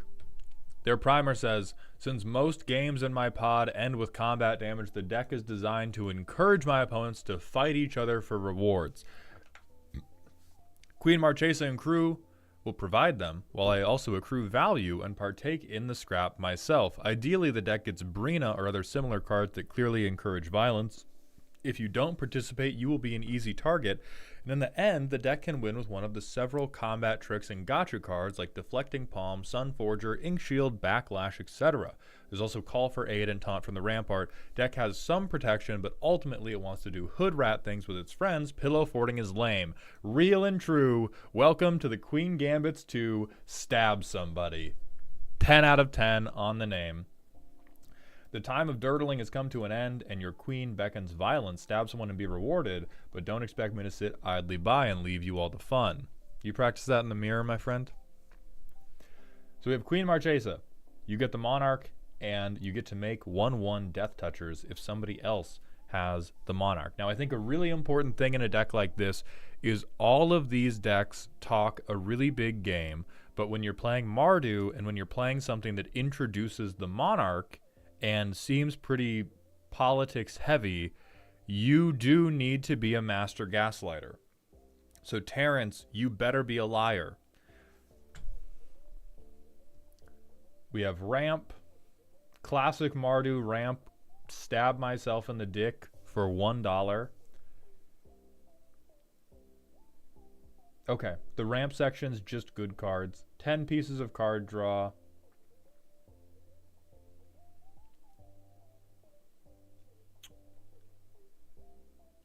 Startlingly reasonable for the Mardu player. Startlingly reasonable. So we have a lot of ways to benefit if our commander thing is going well. We only have 2 ways to draw cards if it's not. We are introducing the monarchy to hopefully get a draw engine in. Random enchantment hate. Yes. Emergency sacrificial altar. The house always wins. Tap target untapped creature. That creature deals damage equal to its power to its controller. Are you like prepping for Cactuar right now? I think this is cute. I do think, yeah, the emergency Lage tech has hit the towers with Backlash. This is obscenely cute. I will allow this as a one-off meta call. Bringing this into Gen Pop is the craziest fucking thing I have ever seen, because this is very much like Voltron or Green Stompy. You play with multiple Voltron players. You're blessed for this. You're blessed for this. Steal stuff. Other good Voltron tech. More Voltron tech. Okay, so this is not the house always wins. This is a trauma response. This is I'm rubber, you're glue. Please stop stabbing me. Non-basic land hate. Then we have, I guess, go wide hate. Yeah, these are all trauma responses. These are all trauma responses. Sunforger is interesting. I'm presuming Sunforger is literally only in here to tutor for deflecting palm because the Voltron players hurt you so bad. And those Voltron players are stupid enough to not be doing hexproof things. I mean, yeah, every Commander game, you always draw every card you want, and you are never beholden to the 99 card singleton requirement of the game.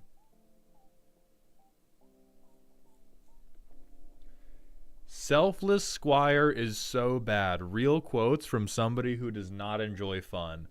I think it's spooky. I'm gonna clap back on this one. It's spooky. This card is perfect. Is it good? No. Is it going to win you games?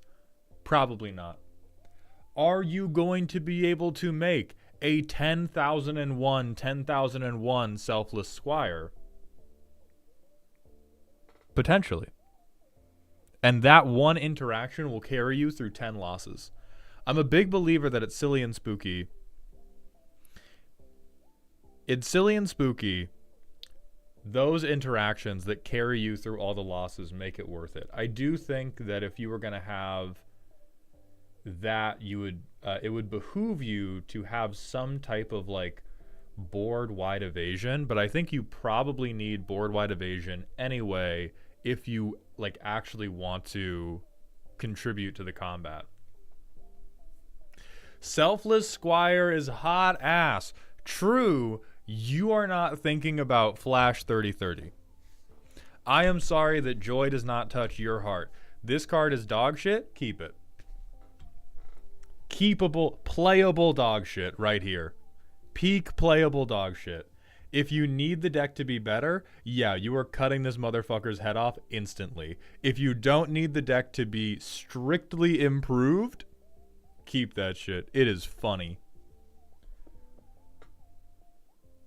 I think Taunt from the Rampart is okay. Like, Taunt from the Rampart, best case scenario, we're using this to give our Selfless Squire unblockable. Encourage Violence. Then they have a million pieces of... ooh, I like Blast Furnace Hellkite. I like Brina. I like Calligrapher. Okay, so we're just making it crazy for people to attack our opponents. Duelist Heritage is a really good... There is no type of political gambit like saying, hey, if you stab that guy, I'll also stab him. Saddle Brute's good. Yeah, I like Raging Storm. I like Varchild too. So what this says to me... Jesus, I was about to say we don't have great top end. But here's some good top for us. Once again, Elk is proving that they play at tables that are simply too strong to appreciate strats like this, because every time I have given someone a 5-1 with haste and someone else has raised the very cogent point of, hey, you know that doesn't need to swing, right? The person is already like, what? I had moved to combat and thrown it at you. What'd you say? Were you saying something like a bitch? That's my bad. Take 5, though. Take 5. Like, this is 100%... this deck as a whole falls to bits against anybody that is thinking one turn ahead. But I think at a table that is not, which it almost certainly is at one of those tables, then yeah. Lobbying, protection, and legitimate business deals. Okay, so you have a decent amount of interaction. Bitch made. No, I won't let you have this because we talked so much shit about Pillow Fort. If this was just a Marchesa deck, I would be like, yeah, this probably carries at a greedy table. You cannot have in your primer, Pillow Fort players are dumb little bitches who should be subjected to the death penalty, which you said that, and I will fabricate a new primer to prove it if you push back. And when you say that shit, we cannot then be like, but I'll play Ghostly Prison anyway. So I am going to make you cut this. I am going to make you cut this. Does one pillow a fort make? Yes. Yes. Talk to a 5-year-old. Hand a 5-year-old one pillow. Let them curve it over themselves, and they'll tell you they have a pillow fort. Ah, what about 2 pillows? What about 2 pillows, motherfucker? Promise of loyalty at least pulls double duty is mostly a board wipe. It's the one bit of me trying not to fall on the swords I made. Nope, too bad. Too bad. We talked so much shit, you gotta get hit, brother. We can't say talk shit. It's not talk shit, don't get hit. It's not talk shit, charge everyone $20 to hit you. It's talk shit, get hit. And we have spent the rest of this deck list talking shit. Interesting. Interesting. I mean, this is at least like more incentivizing violence towards everyone else because you're letting them grow their creatures. Nuclear launch codes. This is just inaccurate. This is crazy to me that we're all about combat and we think setting somebody to 13 life is the nuclear launch situation. This is like a fucking... What's that Penguin Island game? This is like a Neopets pack code.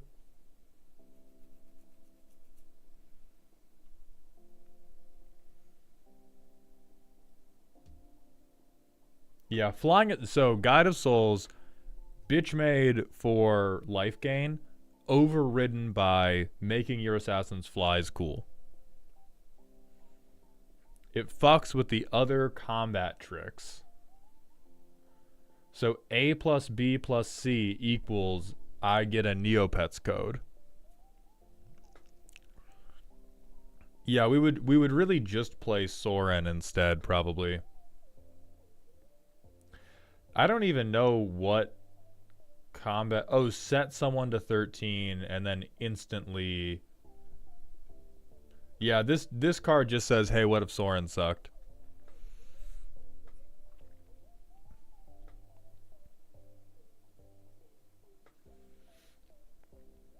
Okay, so the things I'm worried about you missing is you talk about how you want to get in on the action, and I cannot help but notice that your creatures suck and are bad at fighting. I really cannot help but notice that you are spending a lot of time giving everybody else big benefits for fighting. You're spending a lot of time giving other people additional creatures, additional counters, and you have 3/3s with no evasion. And so what I would really recommend is at least one source of board-wide unblockability. And it's difficult to get that shit for sure.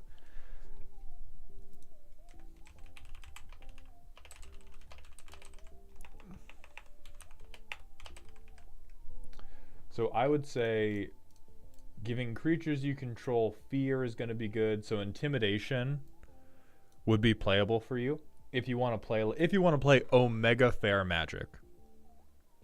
If you want to play very, very fair magic, this is the type of stuff I'm talking about. If you want to play unfair magic, we can start giving you like better expensive cards to play. You could play Bedlam, but what I think since Terrance has already shown that they are not fully committed to the fuck Pillow Fort bit, I think if we put Bedlam in, Bedlam is better in a Pillow Fort deck. Bedlam is much better as a, okay, nobody's gonna block, so you don't have to worry about my death touching assassins, and also my assassins having death touch is no longer a relevant quality of the game, because creatures aren't hitting each other.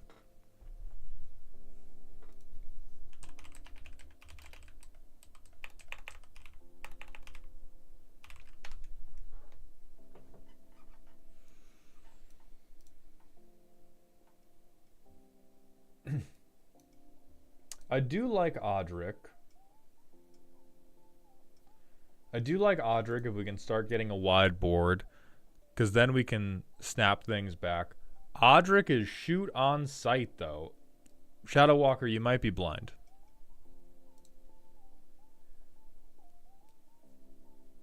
We could do Master Warcraft. I'm not as worried about... I feel like one-off block controls are not as good when we're so bad at coming up with lethal damage to begin with. Like, I think right now, to me, the only things that look like they can create lethal for us are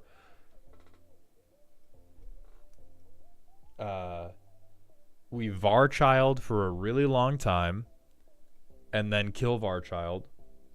We get a really good Ancient Gold Dragon roll. Or we Selfless Squire for like 1 billion in the clutch and they don't have a response. And we get to hit them for 1 billion. And everything else is like, I have a 1/3 shithead.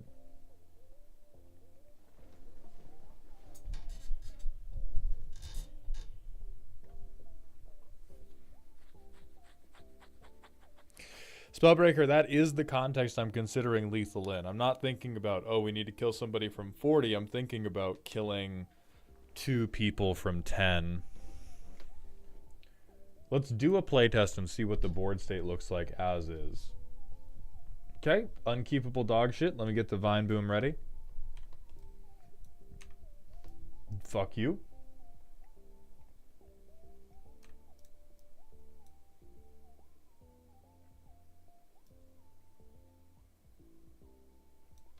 We give somebody Vow of Torment. Or, realistically, we play Alesha.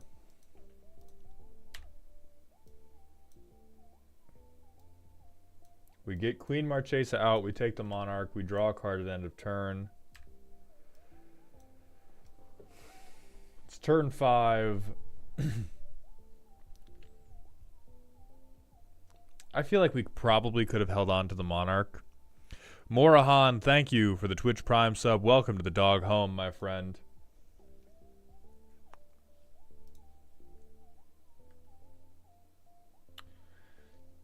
Then turn 5, what do we even drop? We could drop Wedding Ring, but I doubt it's particularly useful to us.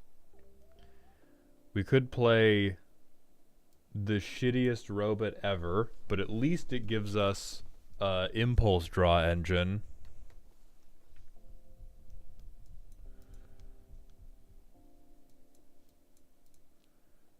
So we could Alesha. We have a 3/3 with First Strike. Eugh. I'm going to assume that your table loves Gilfs and is going to let her live. And so we get junked. We get 1 junk token. And we hold up. Oh, it's 4 mana, so we hold up fucking nothing. We draw for the Monarchy. And then we pass, but this turn we probably no longer have the Monarch. So we get our Assassin, we play a land. So we have damage prevention, we have Gix.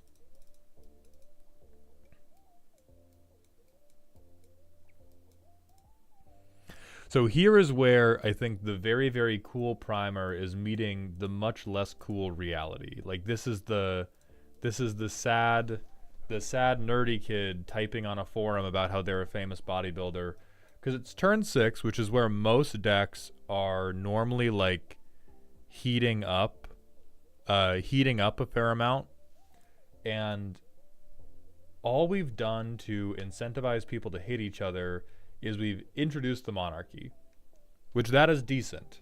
People will stab their best friend for 1 card in Magic the Gathering. So it's not doing nothing, but we don't have a lot to incentivize violence, and our board is still very, very, very soft.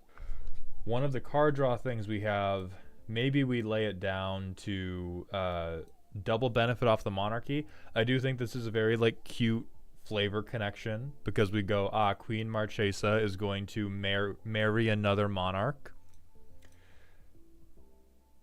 But for all we talked about incentivizing the crash out, we have like recursion piece, I'm scared, I'm scared, I'm scared. And so I think we can really put the gas pedal down on actually making people hit each other rather than just going, please don't hit me, please don't hit me, please don't hit me, please don't kill my stuff, please don't kill my stuff. And even this, like, they'll probably just pay the 3. They probably just pay the 3 every time because you don't pressure their life total enough to make them think otherwise about it. So in terms of what we can do to put the gas down is things like Odric Master Tactician will let us swing more freely. Things like Cardur, one of the more famous or one of the more archetypal goad engines where Cardur just says, everyone's fighting now. We are all fucking fighting now.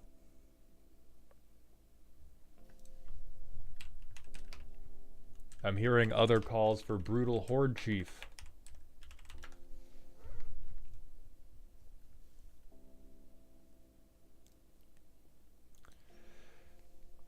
This is extremely silly. I like it. This is so mana hungry that it's very, very, very... It's not... This is another Squire situation, and I do not know if our deck can handle 2 Squires in one deck.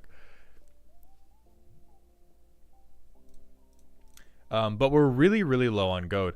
The deck probably does rely on the other Voltron players popping off or swinging into deflecting palm, etc. Yeah, so this may be like a... What we may be looking at is this roast.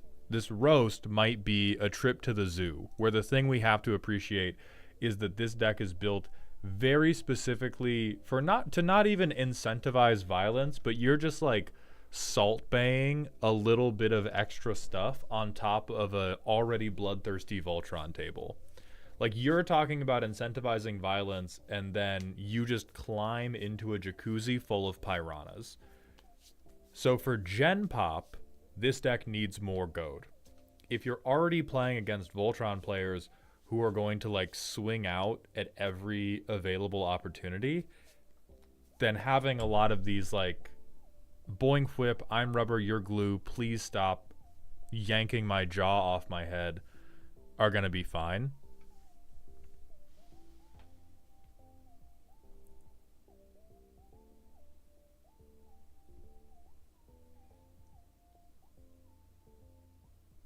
Or I guess Gix is also decent violence encouraging.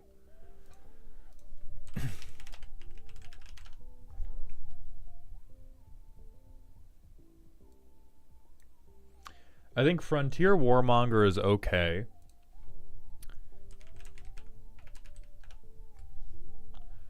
I think Fiendish Duo reads the entire table, turns and beats the fuck out of me instead, which would be okay if we were trying to trick them into hitting us so that we could deflecting palm. But once we start just being like, okay, hits against this player are going to be lethal, the table begins to make deals really, really fast. If we go like, oh, you get an extra card, you're going to have an easier time, like you get around a bad blocking situation, then people won't really take the blinders off. They'll still be like, I gotta do my thing. The command zone said it's best if my deck does my thing with 72 lands and 18 mana rocks and 9 tutors. They didn't actually say that. I forget that this is Twitch and people can clip me. But we want the benefits. We want the benefits to incentivize people to swing and not be like, oh, this is just going to turn on me so quickly. What about Phyrexian Obliterator or Mind Slicer? Obliterator is a pillow fort piece, so I cannot in good conscience recommend it. Mind Slicer is also pillow fort. These are good cards. These are good cards for the pillow fort deck. I spelled that shit wrong as hell. We just got done suggesting Cardur, Jirochi.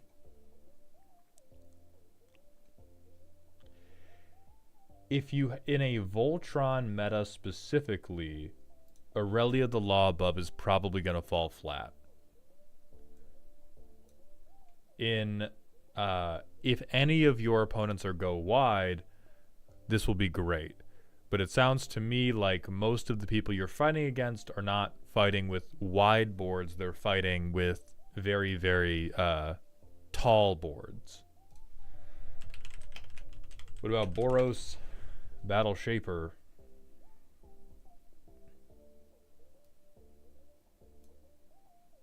Damn, if this cost anything but 7 mana. Damn, is this perfect for the deck at anything but 7 goddamn mana. Dog, we just covered... See...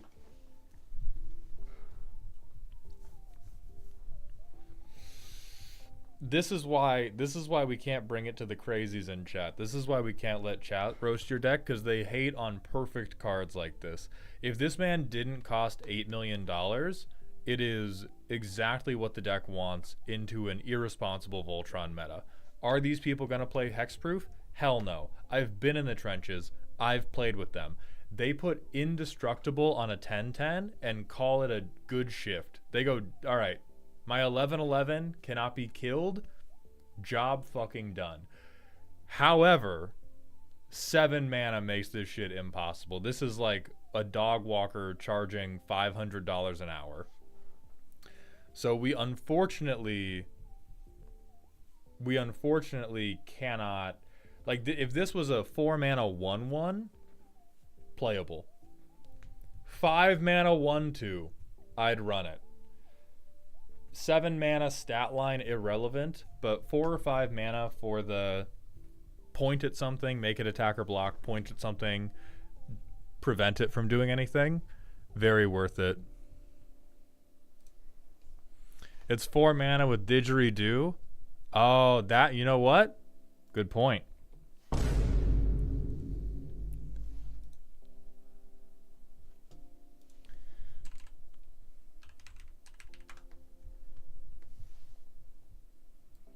True. If we just A plus B, then the unplayable cards become playable.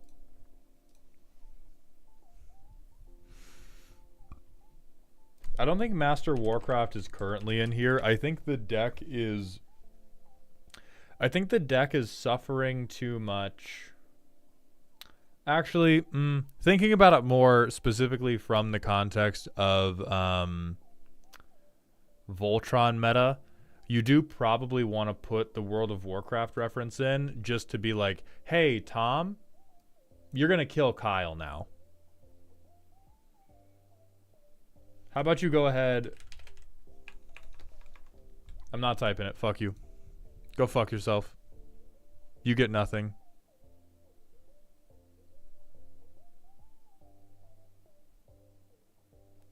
Nope. No, it's not. No, it's not. I don't believe you. You've typed too many irresponsible things in my Twitch chat, Elk. Perish. I do not think we're doing Sethron.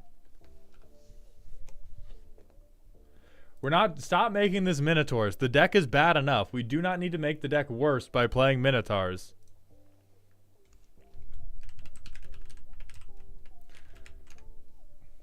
Archangel of Tithes is yet again rejected on the premise that we're not bitches. It's good. This is good for breaking down blockers, but we have to be so fucking for real. We either need to be against Pillow Fort or we need to be pro Pillow Fort.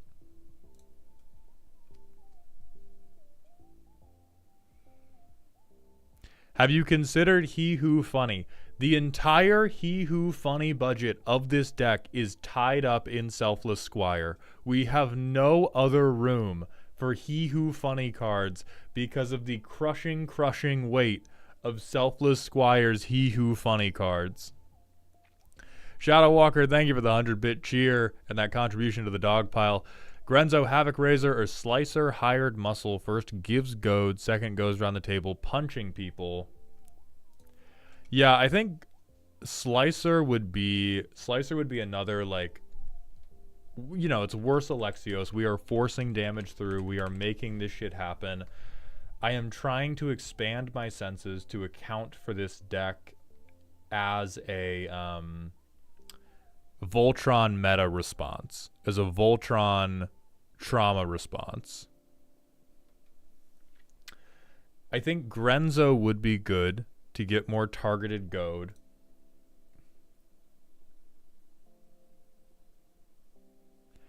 It really comes down to Terrance. Do you need the deck to be better?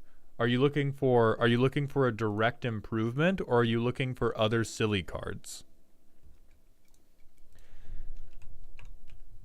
I am gonna agree with what DMC is saying. Karazakar is perfect. Karazakar is great for this. We get benefits for crashing out ourselves. We can be mean to people if they are mean to us, and we give our opponents benefits for attacking opponents. So this is very similar to Brina in terms of we're handing out rewards. If people don't want our rewards, we can punish them. So I like that. Flourish9, thank you for the Twitch follow. Welcome to the doghouse, my friend. Eris is bringing up a good point that Seize the Spotlight is cranked into Voltron meta because you're going to have 3 people who, on pain of death, are not going to want to give you control of their creatures. And to the fucking draft addicts in chat, it gets around hexproof.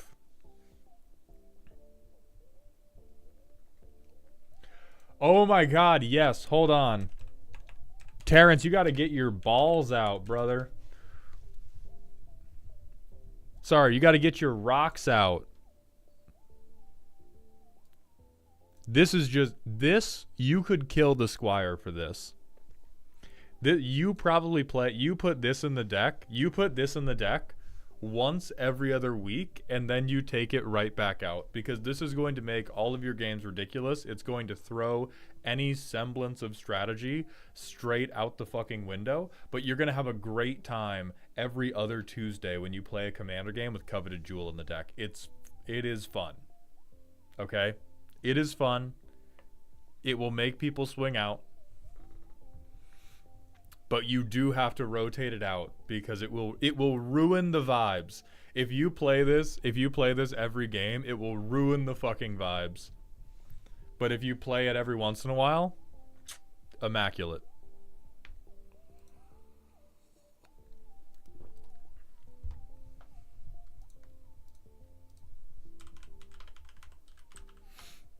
We have Agitator Ant already. 4th Eorling Gas could be a good way. Alex suggested this, I think, as a funny earlier, but this could be a good way to, like, mana dump late in the game. What does Death Kiss do?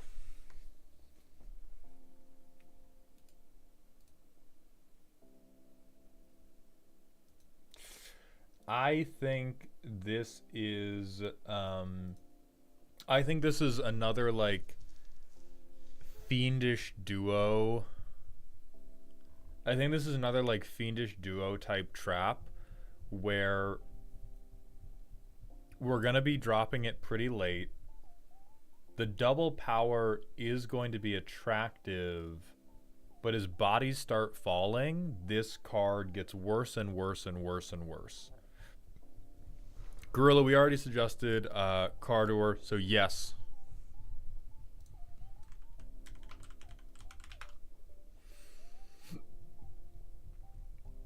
Mass Hysteria would be funny. It is very likely to get this player killed.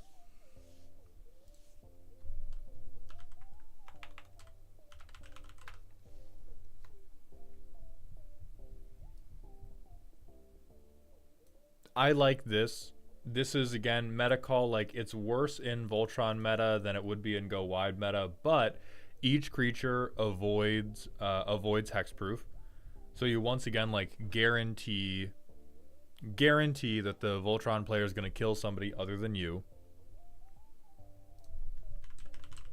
What does Aloran Searing Light do?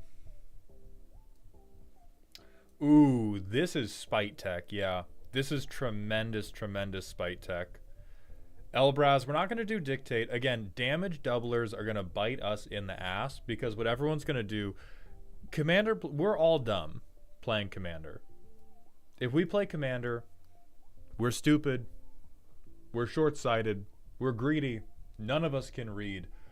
Many people can make the A plus B link of, hey, this guy played a damage doubler. I can do double damage to my opponents. That's awesome. Wait, I take double damage. I think I'm going to kill that guy. And then you die. Vertro, thank you for the Twitch part. Fucking hell. Thank you for the Twitch follow. Welcome to the doghouse, my friend. We have noble heritage.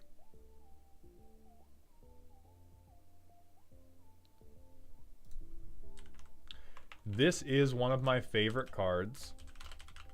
Especially if you are at a table that loves to do like Lego army buildup. If you're at a table where they don't like killing people early and they want to allow everybody to do their thing, this is the perfect way to punish them.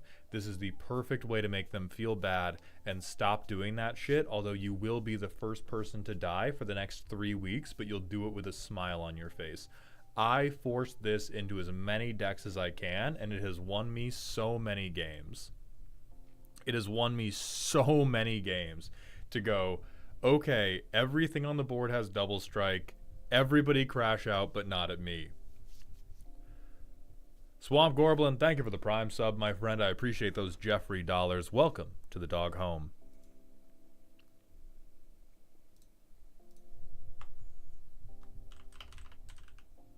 Let's turn to Slag do. No, we don't do this. We don't do this. Because this is just like... We want to be judo flipping these people. We want to use the Voltron players' top-heavy momentum against them. And we want to, like, toss them into another Voltron player so that they all explode in a big Michael Bayesian bust sequence. Whereas Turn to Slag is just like... This is another just like I'm afraid response.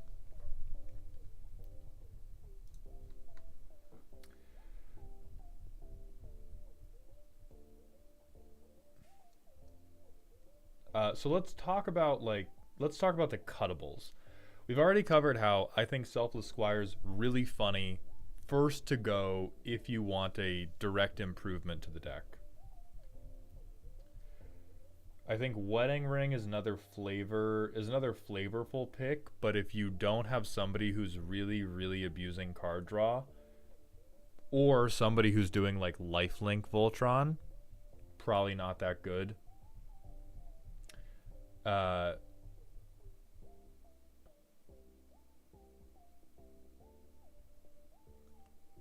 mean, I personally don't like this.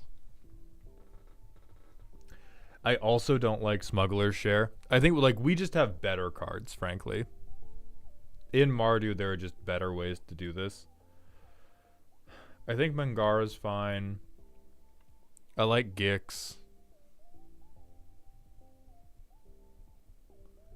I like these. I like the Enchantment Hate. So we have a couple tutors. This is, if you are going to play this for Brina or Nelly Borka, just play Diabolic Tutor. If your table's okay with Imperial Recruiter, just play Diabolic Tutor. This is like a hot lady who reads on the side. This is not a tutor. This is a tutor in a hentai movie who's barely doing any math and is mostly just making ooh-woo noises. This is also, again, could also be Diabolic Tutor because it's only in here for transmute. Stop recommending Flickr. Stop recommending that people flick their beans in my Twitch chat, Elk. We're not playing Blink. We play real Magic. Two Wooter got me cackling. So I would recommend that you be about your business with the tutors and you just play like, again, Diabolic Tutor, which is a 4-mana tutor and is broadly quite fair.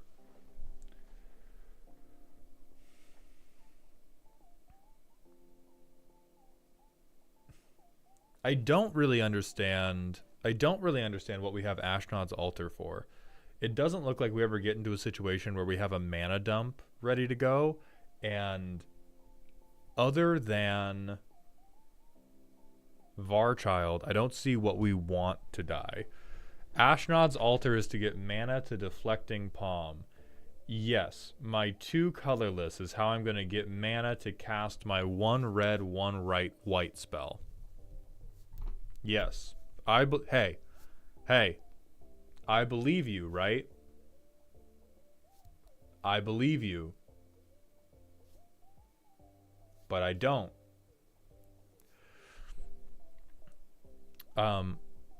Regardless of what you want to use it for, I would say Phyrexian Altar is going to be better.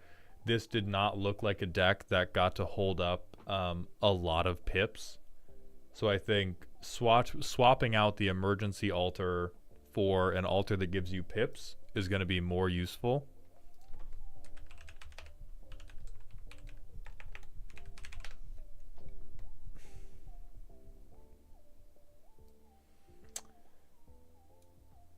I don't think Carnage Gladiator is good enough because we're talking about making somebody lose 1 life when instead we could just force them to keep swinging out. Carnage Gladiator seems more like group slug than it does political. Like we're trying to be the CIA in a South American election that looks a little bit too democratic. We don't want to slowly bleed everyone dry. We want to toss a couple Molotov cocktails in the joint, blame it on somebody else, and then hope for the best. Speaking of. Wrong one.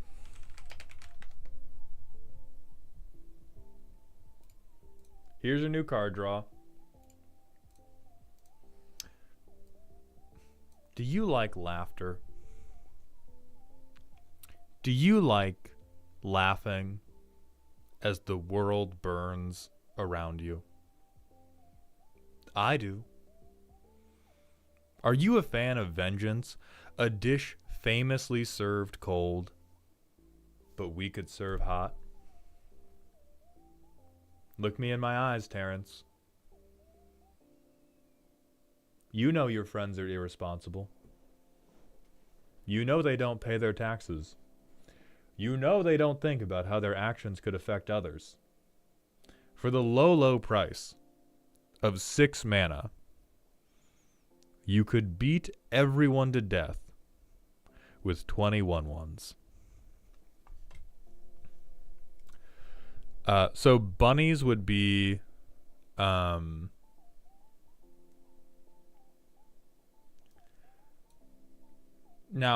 the issue with bunnies is it's a little bit of a non-bow because it's going to give people a lot of chump blockers, which is tough. And Tempt with Vengeance is much better as this is a much better Vengeance card, or sorry, Jesus. This is a much better Gen Pop card than it is a Voltron specific meta card because as Tromidlov Drolmai has said, most Voltron decks they're responding to Justin. I thought you were coining the phrase indestructible Justin as the average commander of a Voltron deck, which is true. So I think a lot of the Voltron specific players will probably pass on Tempt with Vengeance because they have indestructible Justin.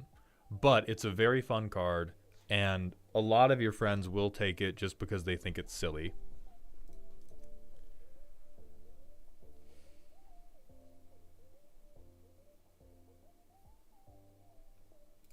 God, Glory's way too expensive to be used, but that's fucking hilarious. So I would upgrade your tutor package a little bit. I think Curse of Disturbance is probably your weakest curse, because not only is it not again, if I'm playing a commander deck that's Voltron and I have Indestructible Justin on the field, what do I care about getting a 2/2 other than now I get to have a chump blocker to stop you from taking the Monarch back? So I think similar to Tempt with Bunnies, this is going to kind of hurt your overall strategy of I want everyone to be taking damage, because everyone's just going to be getting a 2. Maybe one person's getting hit, but everybody else is getting a bunch of 2/2s to block with. Honestly, same goes for Combat Calligrapher. Better in Gen Pop, so it does depend how dedicated the playgroup you're with is, but this is decent in Gen Pop, and otherwise we're giving everyone else blockers to hold up. The statistic that the average deck has an indestructible commander is an error. Indestructible Justin, who has 12 indestructible commanders in his EDH deck, is an outlier and should have been excluded. That's the new... I'm making that command right now. We're copy pasting that.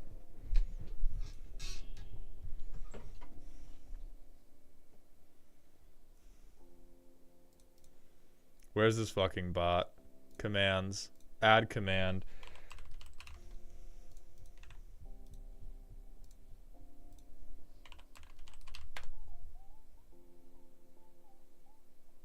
It's Voltron. It's exclamation point Voltron.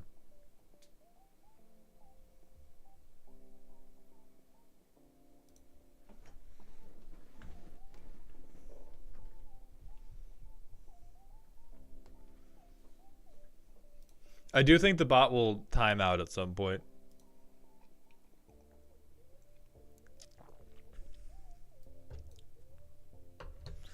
Me, whenever I see that goddamn dog meat, Vike, I'm begging you to capitalize proper nouns. I'm begging you to capitalize proper nouns before you reference how you act when you see dog meat.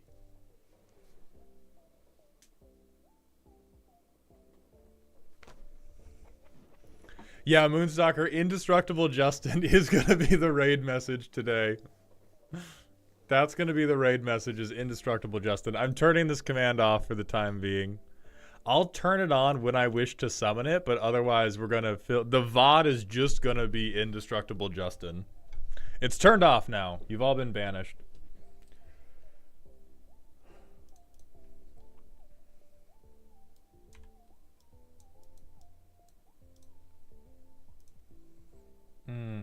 See, like this... this deck to me is begging for like a Grenzo here. Because we spend so many turns not really doing anything, and then the first thing we do is play our commander, which the average sapient commander player is going to shoot her. Ah.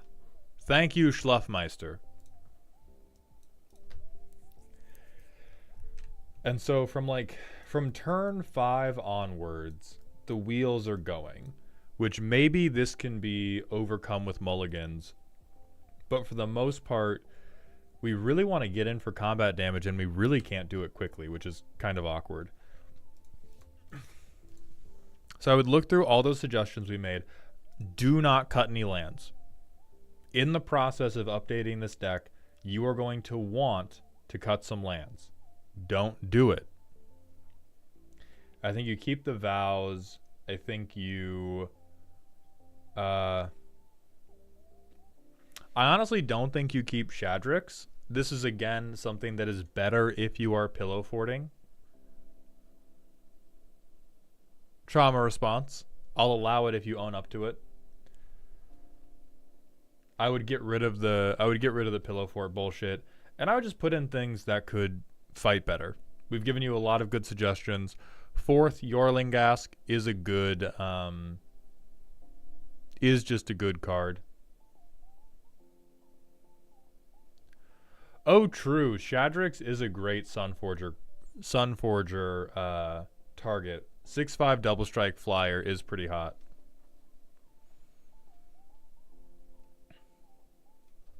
But overall, I'm going to give this... I'm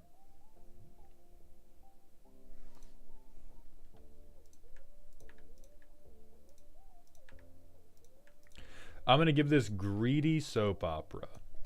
I think that the story you have presented to us is mostly true, but it's not totally true, and it's definitely warped by the degree to which you're playing in a Voltron meta. I think the Voltron meta has poisoned your brain and has made you play some really bad cards, but you do have a couple really, really smart pickups that are super good and nobody could take issue with, like Selfless Squire. This card's really good, probably needs to be banned in Commander because it's so overwhelmingly powerful, or at least put on the Game Changers list. But I hope that you have enjoyed the process. I hope that you enjoy our suggestions. Get the fuck out of here, or, you know, stick around. We're going to hit a manual ad break, and then we're going to do Emperor Tromidlov Drollmeis roast. I've only had Indestructible Justin for 5 minutes, but if anything happened to him, no it didn't. He's indestructible. God damn it. What a bit. A Cyborg, Grimchi, Deadman Katsu, and Demonic Tutors, thank you all for the Twitch follows. Welcome to the doghouse, my friends. We got a random Smasher Pass to do. Nope.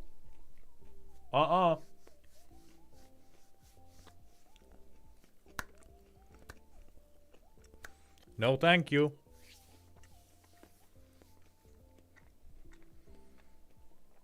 Bro is too active. That is not the snarl of a generous lover. Thank you for backing me up, Alec.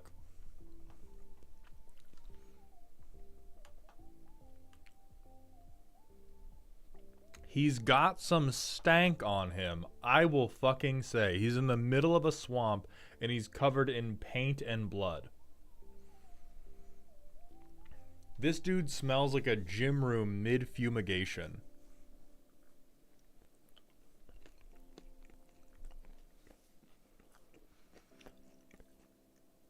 Loco Gambito, thank you for the drink water redeem, but I do need to get some water to drink.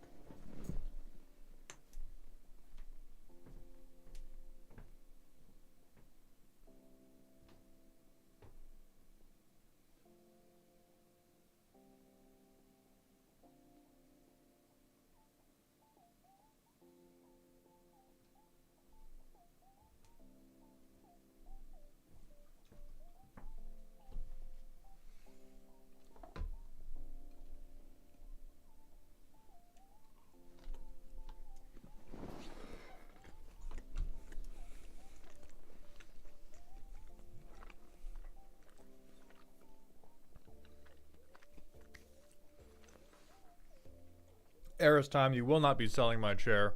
I will be eating my nuggets.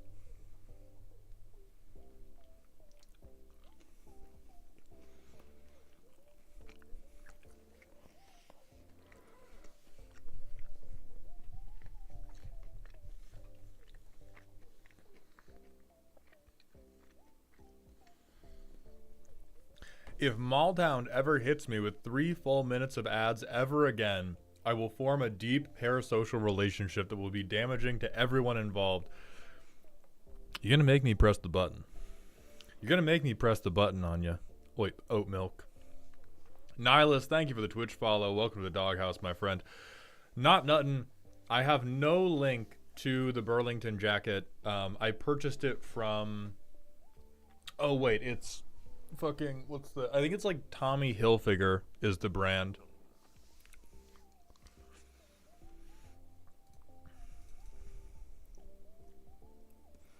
Tex, the way to get your decks reviewed is going to be through Ko-Fi. There are going to be commissions that go on sale every month. Oh, during the Twitch ad break, which Magic the Noah video that you've been in was your favorite? I would say it was the first one, because the big...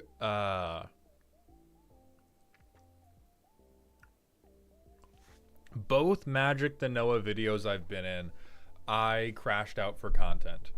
In the first Magic the Noah video, that kind of worked out because I kept getting lucky.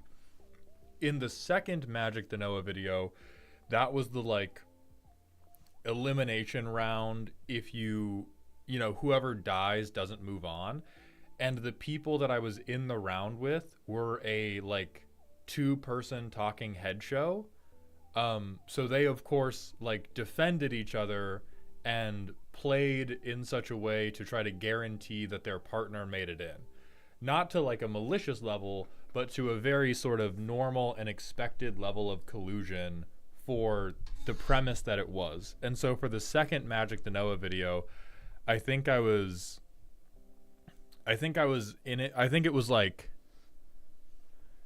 I was like 12 minutes of recording time, because it was just me trying to crash out, and then I immediately started losing, and then the other two were like, well, guess we gotta kill you. And then I was done with that one. So both were fun to be on because Noah's great.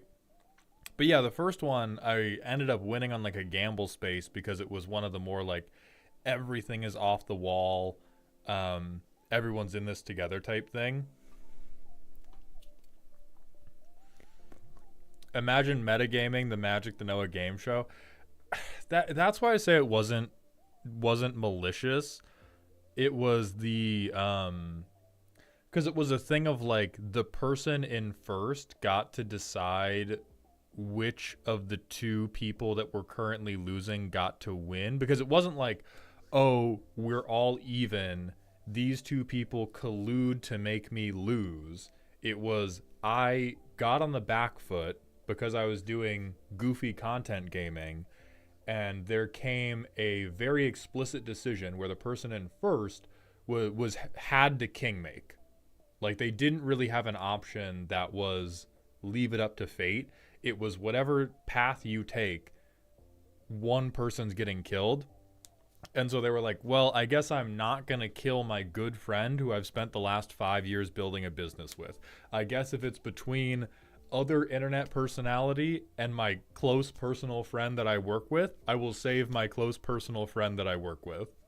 So it was that's why I say extremely normal amounts of collusion. Yeah, very much like a game of Commander. Mardu, thank you for the Twitch follow. Welcome to the doghouse, my friend. I would kill Khan in a heartbeat. See, I think you might think differently if you were competing to continue being on a Magic the Noah game show. I did lack the Riz. I think I was playing with two other... I don't know if they were straight, though. But I think it was people who were immune to my specific brand of Riz.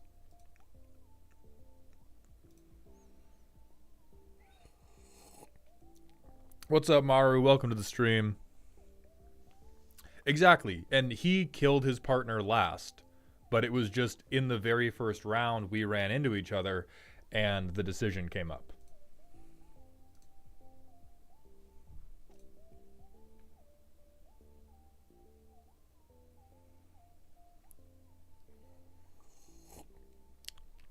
We had a question. Will wants to know, what are the collabs this week? So after this stream, I am emergency filling in on Decked Out again. They're going to have me on for the early access Tarkir game, which is very exciting. I'm looking forward to it. So I'm going to be heading to their studio straight from closing this stream. And then tomorrow, Nerd Girl and I and Z and one of Nerd Girl's mods are doing our own hardcore group, which is separate from the hardcore group we're doing on Saturday. And this group is a more like try to figure out a way to catch the eye of OnlyFans and get into World of Warcraft content that way. But so that is also another new weekly thing. Oh yeah, and Elk and I's collab video drops. I just need to put in ad breaks for that. So, such that we have time to get to all of that, we're gonna do Emperor Trumbledlove Drollmei's deck. So the early access Tarkir game is more important than leveling your healer for Beard Princess. No, because the healer's already level 10 because I put a shift in yesterday. And I'm going to continue putting shifts in through the rest of the week. It was more important than like filming a short or doing Monster Hunter Wilds with my evening, though. So let's see what Drawmai's got. Silly, there are 2 win cons in the deck.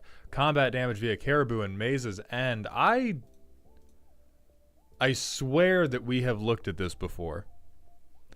I swear that I have seen this on stream because I remember that this is a meme deck, and I remember being so woefully disappointed about how shitty the Yeah, this is Nanbo Grandpa. This is fucking Grandpa Nanbo. The Grandpa's incredibly cute, but he only searches for things that are mana value 3 or less, and the Caribou damage and the Caribou thing's 4. Where's this fuck-ass ranch? Yeah, it's a 4 mana thing that turns lands into 1/1s. I saw the blue version. No. I specifically remember on stream getting mad at Wilfred Mott not working with Caribou Ranch because we exclusively look for things that are 3 mana or less. And I was like, oh, all we have is Maze's End because you said damage via Caribou. So, okay. Now, actually, no, we're going to hold you to the fucking coals on this one. How the fuck do the Caribous kill somebody?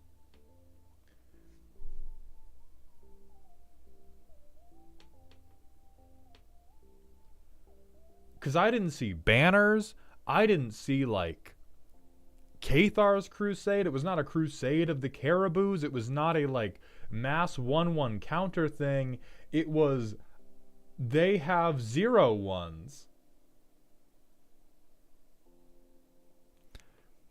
Maybe you've just reviewed 2 Wilfred Mott Caribou Maze's End decks.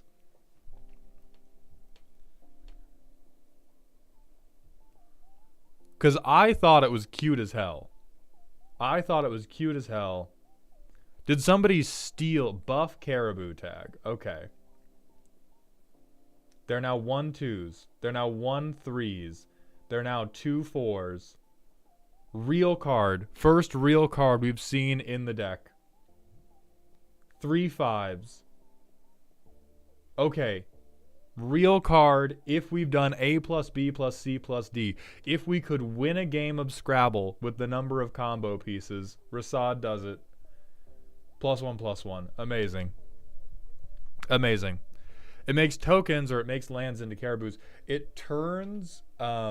you can enchant 1 land, and you can spend 2 mana and tap the land to make a fucking Caribou. Hold the gates as per gate, but it does not matter for killing people. It only matters for killing people if we have won the game of Commander Scrabble and resolved Rasad. So hold the gates is just my Caribous have fat fucking asses.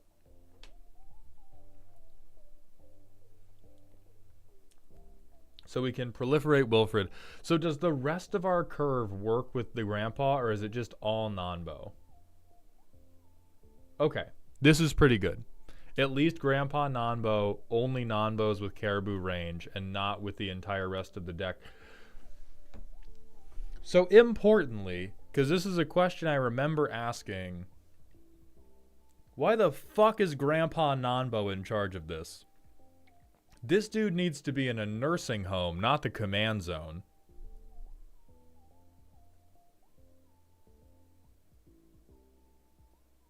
Because I can't even tell what we're looking for with him.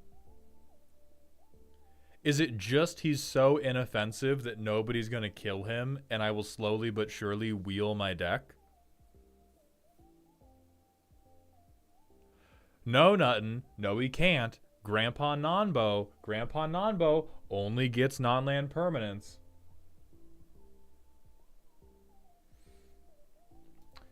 Caribou Range making tokens that get buffed is the main win con of the deck. Backup win con is Mono White Ways' End. Wilfred might Nanbo both Caribou Range and Maze's End, But I opened a Surge foil in the one collector booster of Doctor Who I bought, and I wanted him to be a commander, and what better place than a meme deck?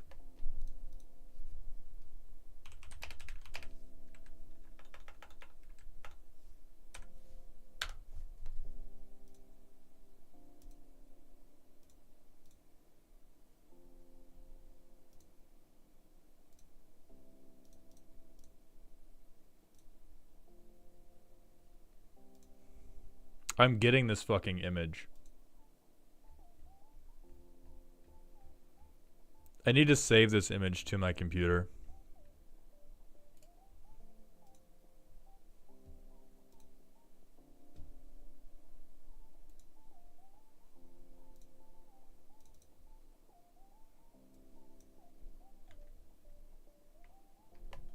My fault. My fault, Drolmai. My fault, Emperor. You got it. You got it, Chief. Zenorum, holy fuck, while I was doing all of that, thank you for gifting 2 subs and the 1,000-bit cheer. Welcome to the top of this week's dog pile and dog heaven, my friend. Okay, so your choice of commander has been fact-checked by real Mihawk dick riders. Perfect. So Wilfred mod is terrible and will check my deck for everything but what the deck needs to function. Make Wilfred a caribou. Real. Pseudo-vigilance.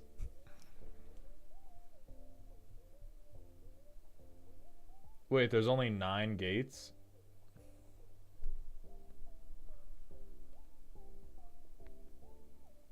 Emperor, you know I've been having neck problems recently.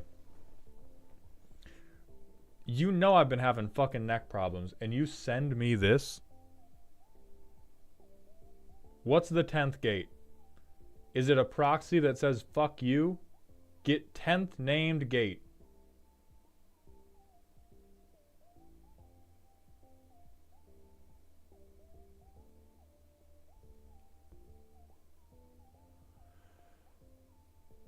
I'm too autistic to understand this reference. I need somebody. Gotta make one a creature. So we have to animate the gate and copy it for the 10th. How does that... It says differently named, though. I am truly too autistic to understand how this works, because Maze's End says they have to have different names, and I thought Psychic Paper gets the name. Like, we choose the name. And so Psychic Paper doesn't... Like, so if we make the gate... So let's say we have... Let's go to the slides, everyone.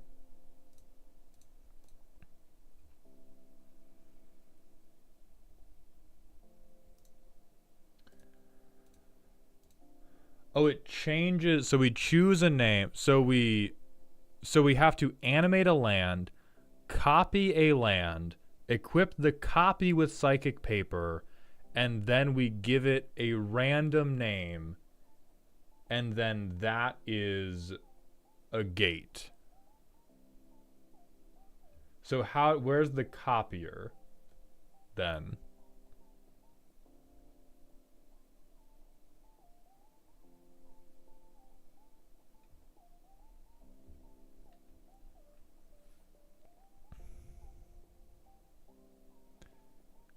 This is a 9/11 conspiracy theory as a fucking deck.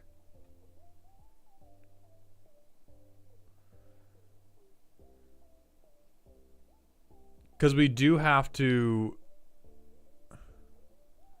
Vesuva and Thespian stage. So we get Vesuva or Thespian. My fucking head hurts, dude. I got an A- in multivariable calculus, and this threatens to explode my fucking brain.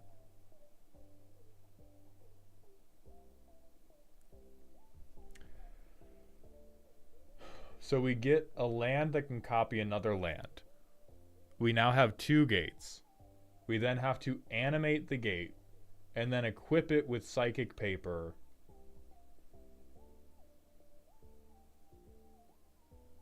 This has to be the absolute worst deck I have ever seen that still professed a desire to win a game of I almost said League of Legends. So where are our things that make lands into creatures? Because we can copy this guy.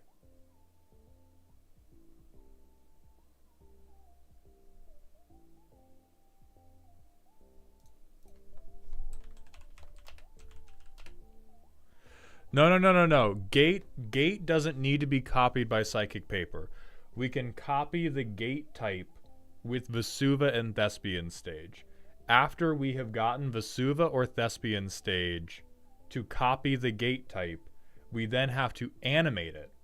And then once it's a creature that already has the gate type because it's an animated land, then we equip that fucking monstrosity with psychic paper, and then it will get a new name and creature type, but that creature type will not remove any of the previous types. And so it will still be a gate. No, Big Boss, it does not specifically say that it overwrites everything previous. My neck hurts trying to yeah, and we need every gate on the field. So honestly, in that situation, no wonder you have fucking Wilfred Mott in the command zone to try to find this little, like, old school BlackBerry holding the deck together. Okay, thought experiment. Why not simply run more gates instead? Well, you see, Myth, some people are in the habit of attaching car batteries to their own balls for fun, and Emperor appears to be in that population.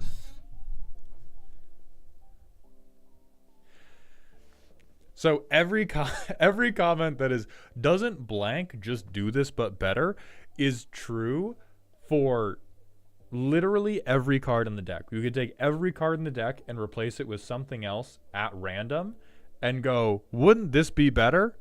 Yes. However, it would not be Wilfred Mott's Caribou Gate range. And we are here to appreciate Wilfred Mott's Caribou Gate range. I'm going to playtest a little differently than normal. I want to know how long it fucking takes. Teferi's fucking...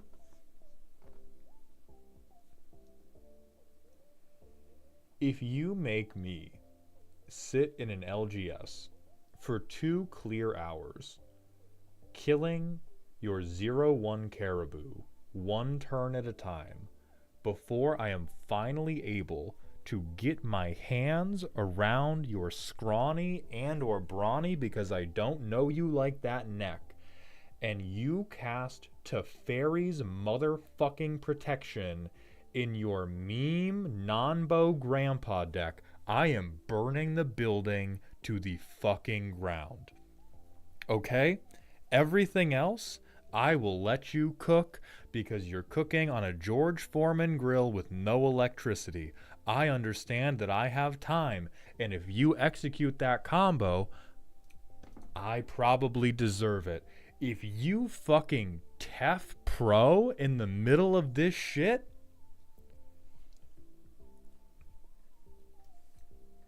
I'm not okay.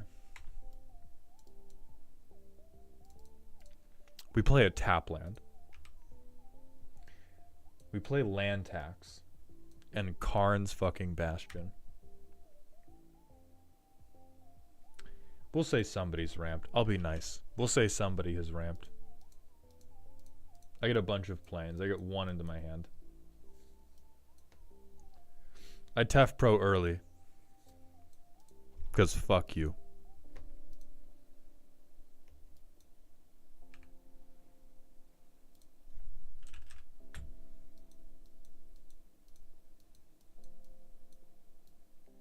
Play those plans. I play Wilfred Mott. It's turn 4.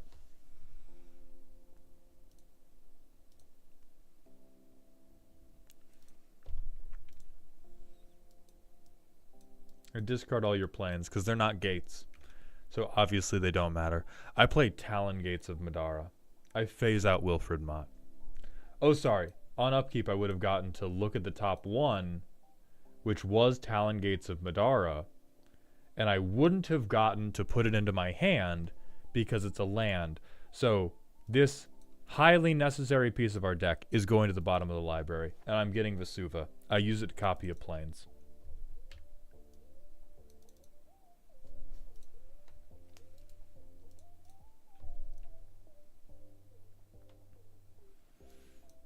I temple under attack. Why? 4 mana, add 1 time counter. Sure, that's what we'll do. That's what we'll do. We'll begin setting up 4 mana, add a time counter. Yes. Yes, perfect. And I play Expedition Map. I'm playing Fair Magic. Oh, sorry. Wilfred Mott's up to 2 time counters. Not a non-land permanent. We get Brave the Sands. We draw this. Play my Deserted Temple. I'm fine. Oh no, it goes to Battlefield. That's much better. Sorry, Wilfred Mott. Grandpa Nanbo is now vigilant. Grandpa Nanbo is now vigilant.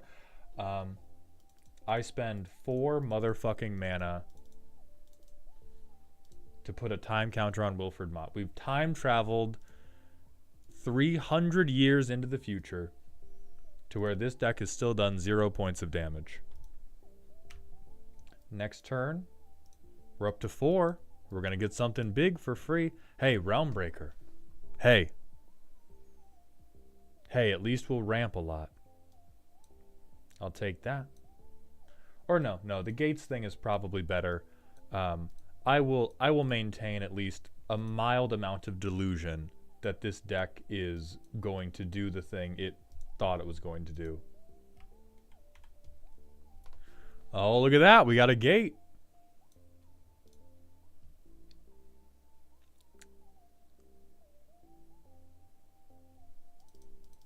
I will once again spend 4 mana to time travel.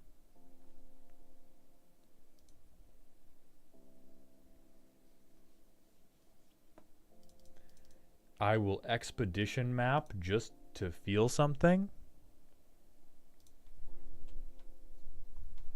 Look at that. I'll get Basilisk Gate because it's a gate. Next turn, Wilfred Mott's going up to 6. Big hitties. Big hitties, everyone.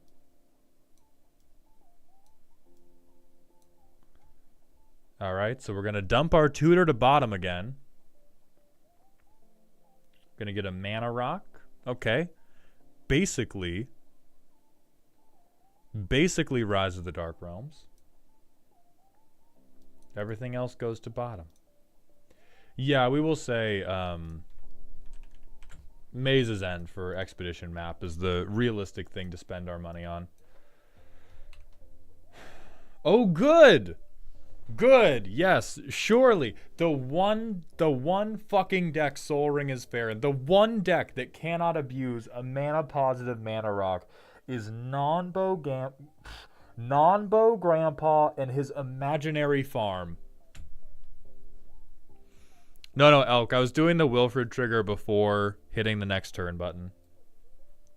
So we play Maze's End. It enters tap, but we don't care because we build a deck so responsibly that we get to untap it.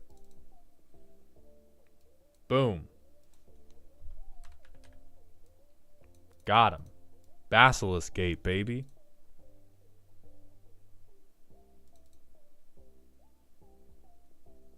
So this is also up to like 3 time counters. So we float a bunch of mana. We have 4 colorless mana. I thought there was going to be a joke about bracket 0. This is like bracket -5.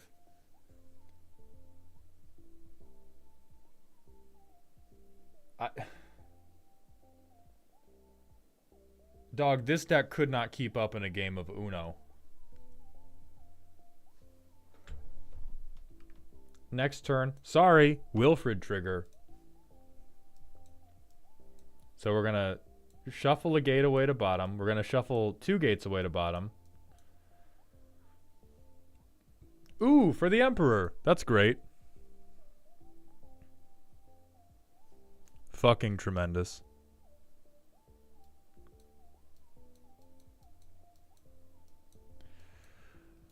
I did say in the deck description, no one likes using single target removal on my grandpa at the LGS. He only ever really dies to wraths. Dude, he's gonna die of old fucking age. I'm not worried about him dying. I'm worried about the mental anguish of him living. So it's turn 9. We will replay... Oh, we do need to draw our card for turn. We will replay Maze's End. We will once again untap Maze's End. Roaring Fireplace will pay to bounce Maze's End. We will search for any gate.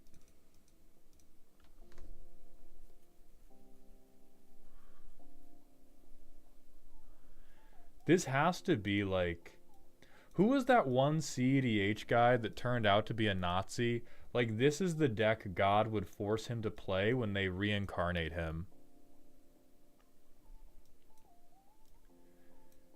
Yeah, we're on turn 10 inside the hyperbolic time chamber of nobody does anything mean to me and no one ever swings. And we have, yeah, less than half. We are less than half. We have yet to see Psychic Paper. We have shuffled like 4 gates to the bottom of the deck. We haven't even seen Caribou Ranch. Okay.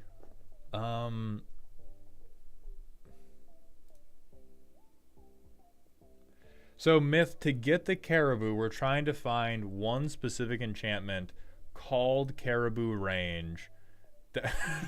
Elk, shut the fuck up. We're trying to find a specific 4-mana enchantment called Caribou Range that we have yet to see, that our commander will forcibly shuffle to the bottom of the deck. Our commander will forcibly, if we see it. Oh, it's because we didn't mulligan enough. Okay, sorry. Let me mulligan. Bad hand. Free mulligan. 1 land. Probably can't keep. We go down to 6. Show me the keepable fucking hand. We go down to 5. Is the keepable hand in the room with us? We go down to 4. We go down to 3. Dude, I scoop it the fuck up and I head to Denny's. Now, with infinite free mulligans, deck's perfect, so's every deck. Right? The one label you can throw on your deck to be totally immune to every single piece of criticism is to say, would have kept the land tax hand. See, that's like on colorless, that feels like a recipe to just not play Magic.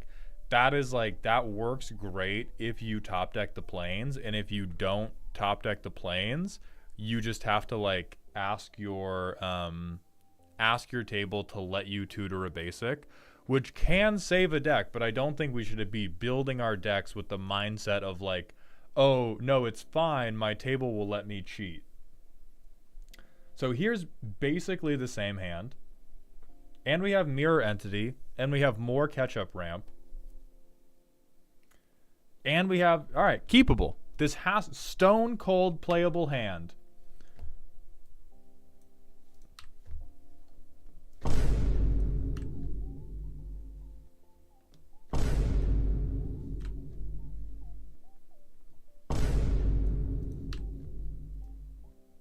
We've made it. 5 turns in, 2 lands. Hey, this land tax is fucking triggering though. This land tax is motherfucking triggering. Can we rules? What's up, Airball? Yeah, if we rule 0 in land drops, this deck is sick.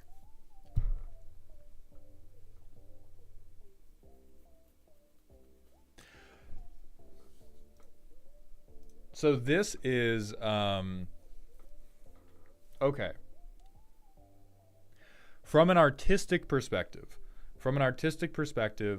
I think what I don't like about this deck is the same thing that I disliked about Lalo's deck that was the only ethical Super Friends deck where they did every creature is a desparked planeswalker, and every land has to either tap for every color or no colors, because it was two distinct gimmicks that did not need to happen at the same time, and them trying to happen at the same time was preventing either one from working correctly. I think old man deck is a gimmick that can exist, and I think mono white gates by itself, even old man architect. I think old man architect or old man Caribou Ranch could exist. And I think trying to do both at the same time is taking up too many slots for either one to work, even as a one. We have played I've played with some ones. I've made some ones. We are talking like -2 right now. Because even regardless of how it performs when you're in the LGS, in the hyperbolic time chamber where we get to see how the deck works with no outside influence, you have recused yourself from the commander game. You are not blocking. You are not swinging before turn 9. You are not removing problems. You are there as a fucking pinata of combat damage triggers to slowly but surely get to lethal. And so I think from a mechanical perspective, there are a lot of clever card choices to try to make all this shit work. The fact that you can do mono white gates, ridiculous. Absolutely fucking ridiculous that you have, in a very roundabout way, found a way to force a 10th gate to exist. Using non-bow grandpa to try to set up for a big booty caribou to come beat you to death, objectively hilarious. The problem is that we're trying to do both of those things at once, and both of those strategies are so heinously bad that they both need support. And right now, we're trying to provide too much child support to too many different baby mamas. And yeah, one board wipe incidentally goes off. Wilfred Mott's not even getting targeted. He is getting caught in the nuclear explosion when World War III pops off.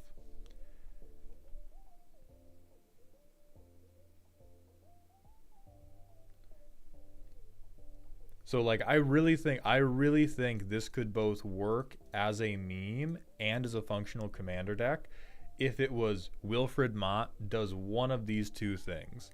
But Wilfred Mott does not have the vigor in him to be a Caribou Rancher and rebuild Stonehenge at the exact same time. Truly, I don't believe so. I think the cleverness of a lot of the individual picks I've seen here shows me that you as a deck builder could do either, but choosing to do both at once is it's just oh, basketball's too easy. What if I was rollerblading at the same time? Because so many things that help one half of the deck just blank on the other part. Sometimes you can do two different gimmicks if the gimmicks talk to each other. These two gimmicks are worlds apart, though. Honestly, it used to just be Caribou Range and was far more focused on that. Once enough gates came out, I made it both. So you got distracted by the completionist brainworm. You were trying to get a platinum trophy in Dark Souls.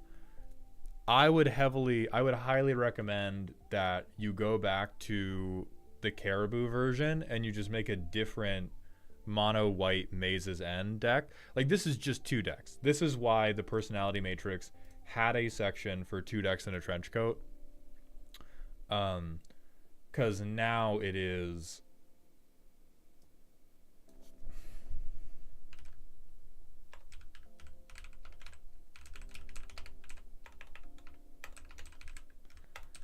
So I think when you were on just Caribou, this was chaotic, or it used to be tuned soap opera.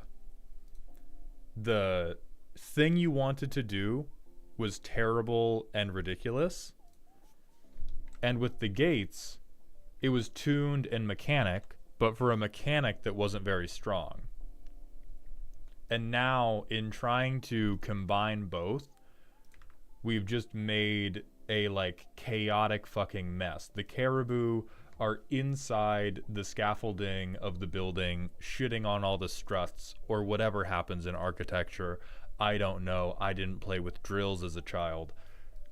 And so we've taken a thing that's really good and a thing that could be really good, and in trying to make both happen at the same time, we've made something super cursed. This deck is just like the Pokemon random fusion.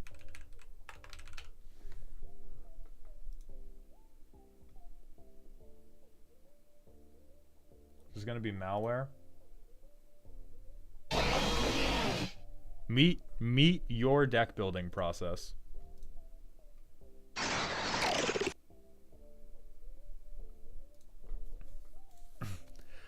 And so I think if we did either of these, yes, and I remember liking the mono blue version because it was about the one gimmick, right? We had bad, like, not great gimmick, but we committed to the bit.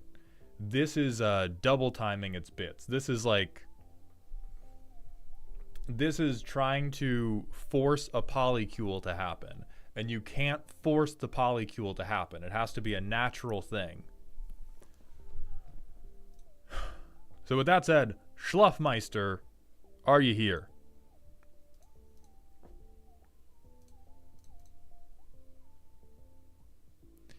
If you don't roll up to the LGS with the moose poop dice to track your counters and gate count, then I don't want it. All right, Schluff. We're going to hit your deck, and then I'm going to go film. I want this deck to goat a lot, but also have a way to win the 1v1 in the end. I think the goating itself is silly. The commander that grows in power and the possibilities to make him unblockable get the deck to spooky. The tutors solidify the power level, but because there's nothing game-breaking, they don't elevate it.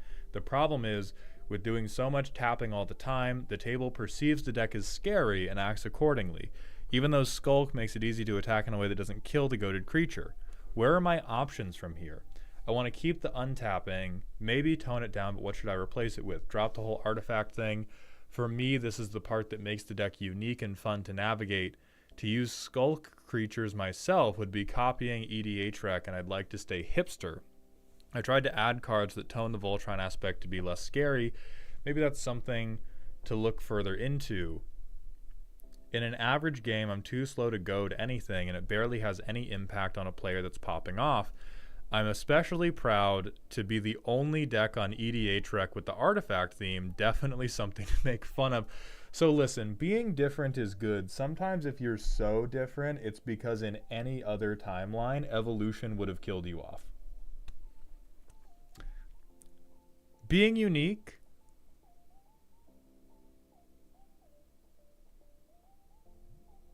Oh, Trollman, we need suggestions too. Okay.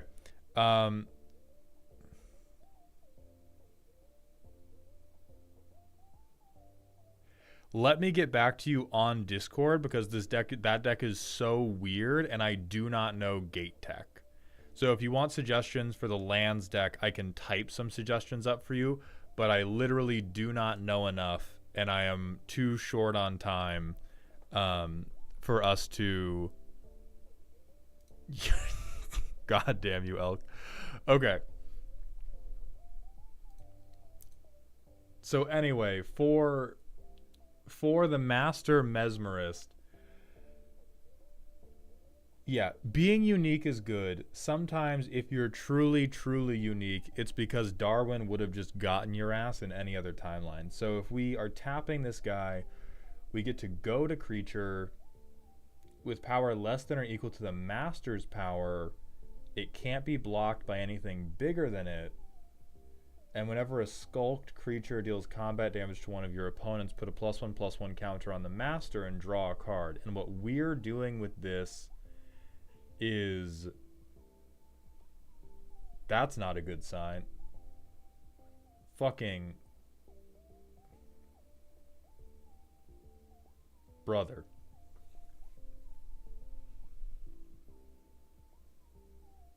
Brother, what the fuck are we... Okay. Okay.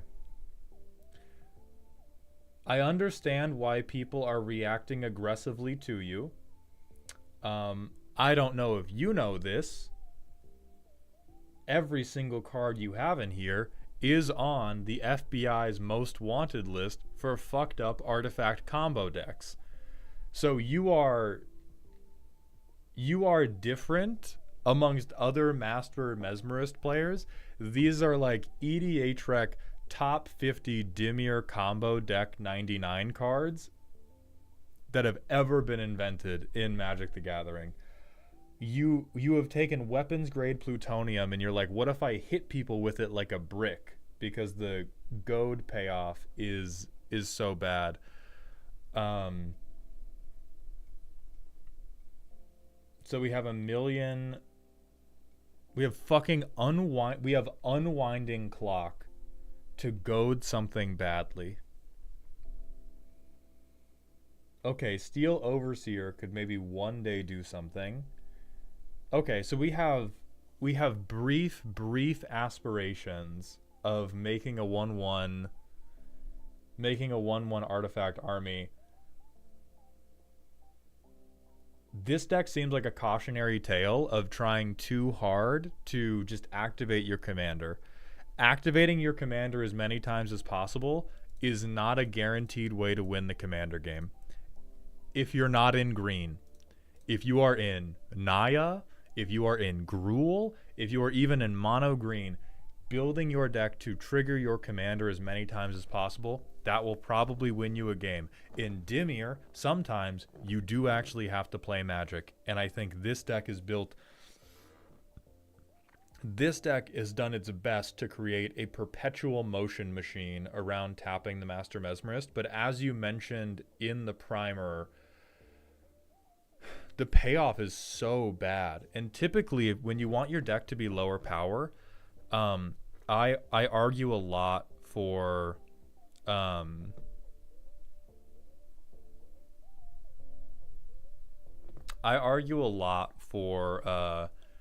either your payoff should be greedy and bad, or your setup should be greedy and bad. I don't think every time he does twiddle it, it's a card. I think that is extremely, extremely generous. I refuse to believe... Tromadlov, are you still in the patron section? Because if you are, we'll do it in Toxic VIP exclusive. If you're not, I will make a thread in Dear Maulhound. So, like, Skulk will make it easier to connect, but the idea that no one's going to be able to bounce a blocker off is fucked up and crazy. Or the idea that just no blocks are going to happen is absolute insanity. And, like, what are we're only drawing into... We're going to twiddle... to draw into more twiddling.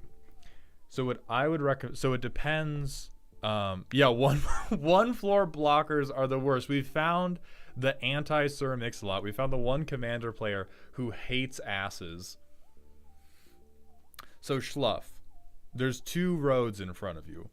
One is you accept that you are a combo dipshit and you begin playing high power.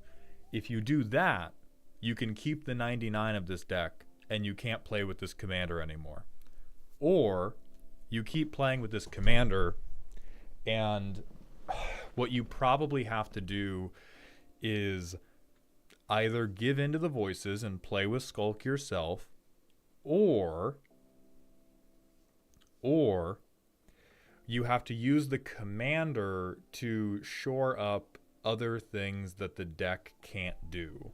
Like, you could try to do the snail thing of counterweight commander, where you like goad other people's things so that you can get combat damage triggers in. But this payoff is just, you leave so much up to what your opponents are doing, and you have no way to ever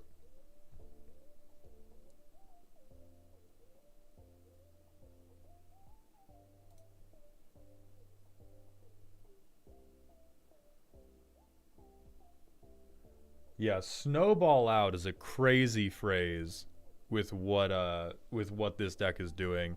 Like, I think sometimes I'm sure it works. If you get a table that is set up perfectly in terms of like they're all playing vanilla creatures, nobody's playing interaction, nobody ever has more than one creature to just hit you with, it's probably dope. God, we're fucking Lotus Petal? Yeah, normal. I'm sorry I overreacted there. This is very normal of you. Okay, so you have turn one, land drop Lotus Petal Manifold Key. Every CEDH player in your zip code has just had the Metal Gear Solid exclamation point appear over their head. This just appeared over every competitive player in the region.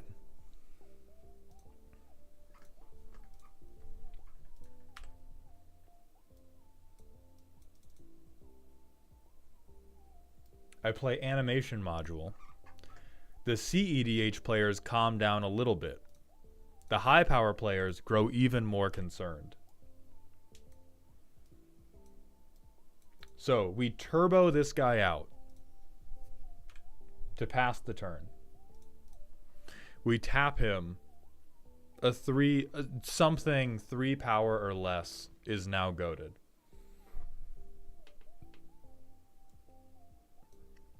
We play Vedalken Engineer. We play fucking Campfire.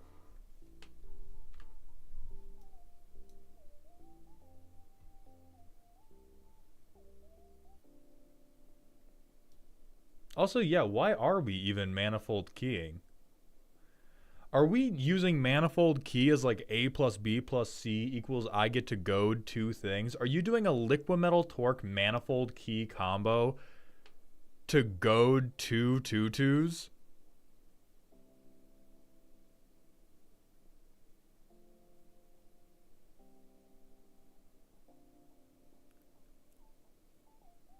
That's it.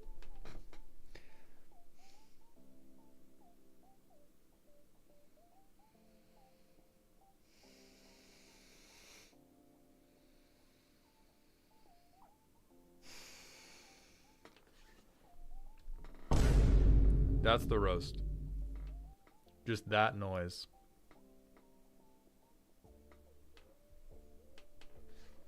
My guy needs to tap.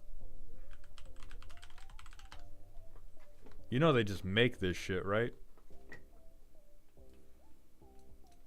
You are assembling this deck in a cave with scrap metal, and they just sell it at Costco.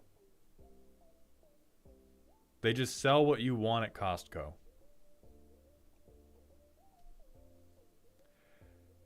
So really,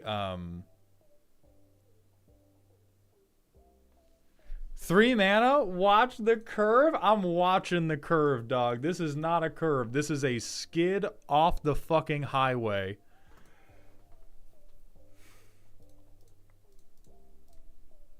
Okay, so Schluff, here's the hard truth. Master Mesmerist tap combo, strictly unplayable.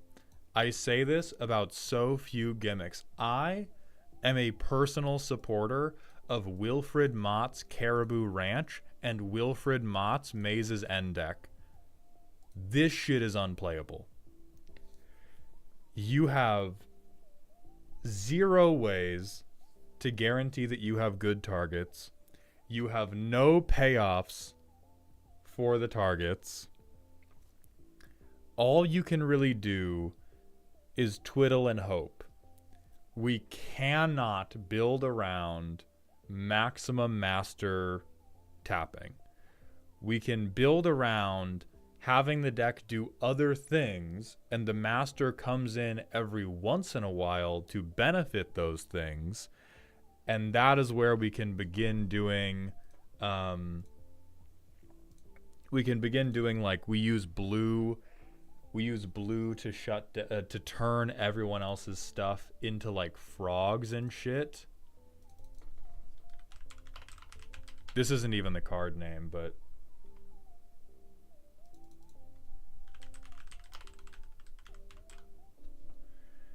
like there's stuff like this, but even this is just removal with extra steps, and you're in Dimir.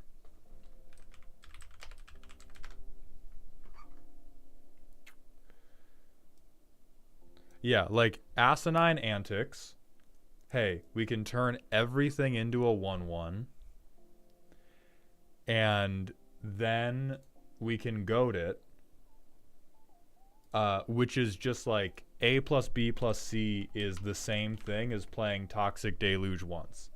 So if you want to do Master Mesmerist does normal shit with extra steps, then you probably want to be on turning things into 1/1s rather than untap it. Because like if you could get one clean goad hit off of Master Mesmerist every turn, you would be so happy. You would draw so many cards, your commander would get so big, life would be fucking amazing. We do not need to tap this man 5 times to find happiness. We need to tap him good once.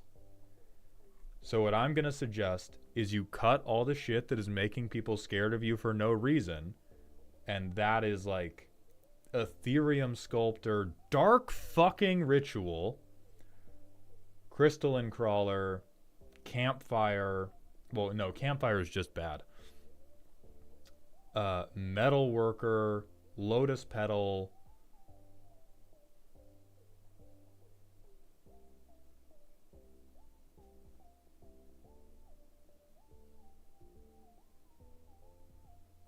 Umbral Mantle, Pemin's Aura, Unwinding Clock,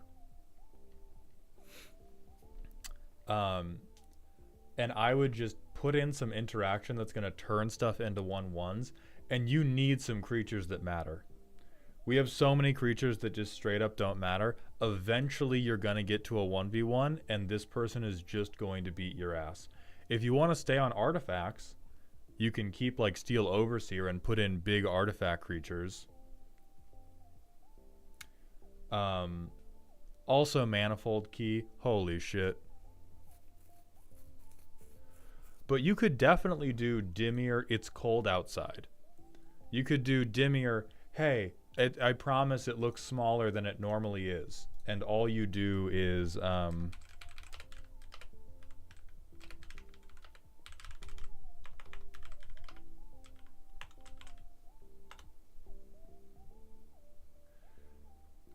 you could set it to base power and toughness, 1/1.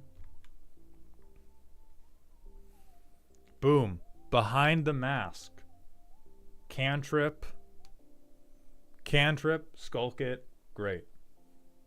Awakened Awareness, 2 mana. It's a 1/1 now. So this gives you...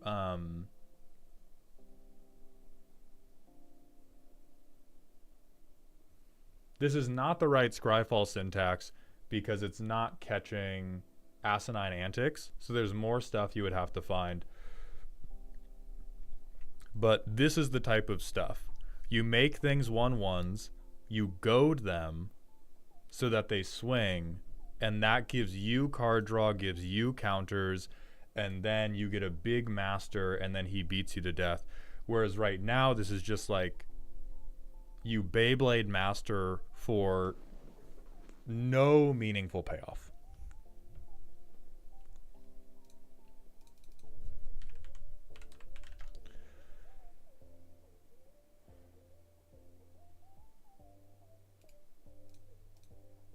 This is a little aspirational, but honestly, with how fucking hopeful this entire deck is, Karavek the Spiteful is fine.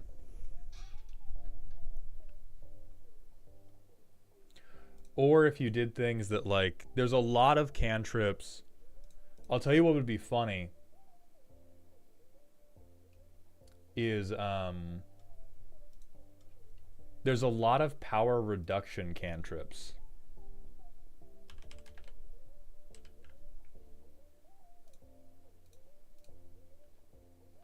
This is going to be a weird... I don't know how to do like minus X minus O. And then after we do that, and that is a game plan that works well enough, you can draw into those big things like Asinine Antics, and then we can do what Elk is, quite frankly, getting ahead of himself talking about now. But after we do a lot of like combat tricks to make the skulk targets, yeah, like Bewilder, you want one mana versions of shit like Bewilder, where you want to make things, if you can, you want to make things like 1Xs. And then you get them to skulk in. You use that to get a big commander, draw cards. You can drop all of the scary shit that is making people over-target you. Like, honestly, this deck is terminally addicted to wet willying people. You could show me your entire list. You could play with an open hand. I'm going to focus you down just because you're being annoying. You were just fucking up the vibes at the function. But if you get a lot of these, and then you skulk everything up, and then you draw into like New Sephiroth, you draw into Massacre Worm. Ooh, thank you, Emperor. This is too expensive. This is too expensive, but this is the type of effect you want. And then I think we can get to... That's how we get to a version of the deck that is actually playable. Oh yeah, and a big risk of Mation is that if we get anything to 0 damage, then we don't get triggers. So we don't want 0. We want things like, we really do want Bewilder. We want -3, -0. Because either something is a 3 or below, and we can goad it anyway, or it is 4 or below, in which case we want to give it -3, -0.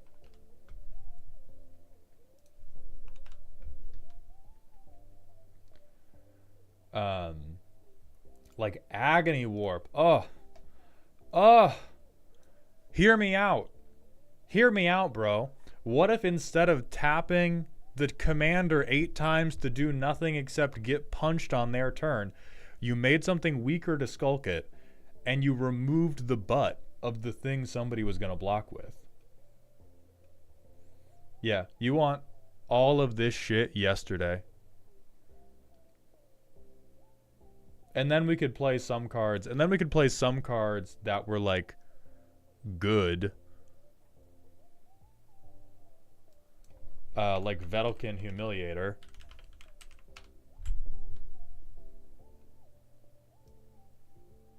Oh no, we don't even want this, because we want to be doing this on other people's turns. Because Skulk is only until end of turn, and Skulk is what gives us the card and the counter. So we want instant speed. We want instant speed before combat damage. No, I never... Chat talked about Maha. Maha's dog ass for this deck.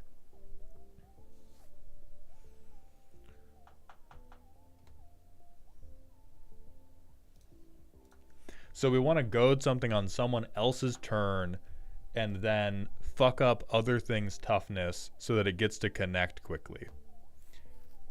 And then you just don't have to untap it as many. You do not have to wet willies everybody 5 times. You just have to hit them once with a really fucking sloppy one.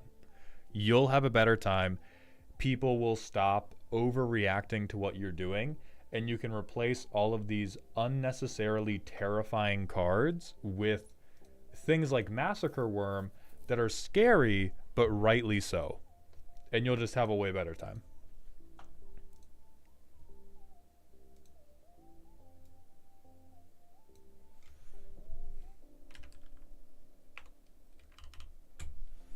This deck is crazy though. You are drowning in pasta sauce. You are drowning in fucking sauce. What about plus X plus 0 to prevent from blocking? Nope. Too many steps.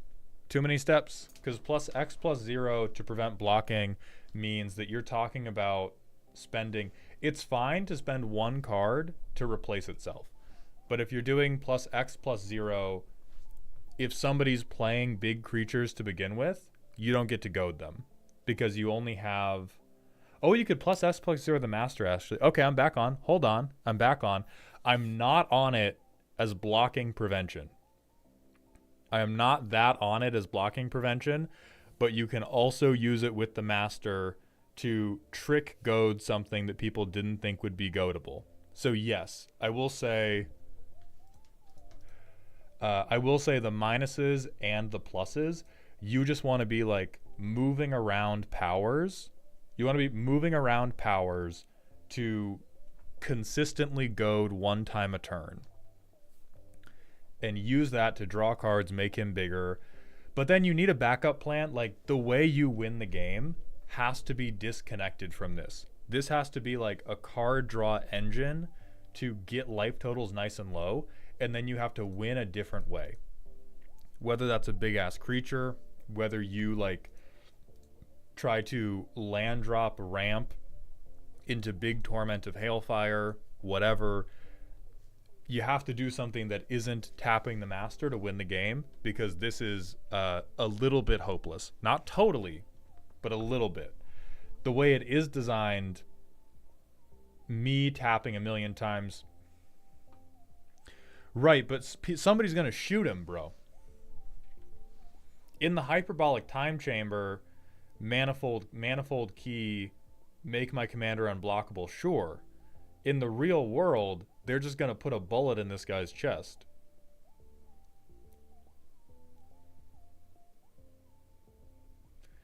Because we've left out literally any pieces of interaction.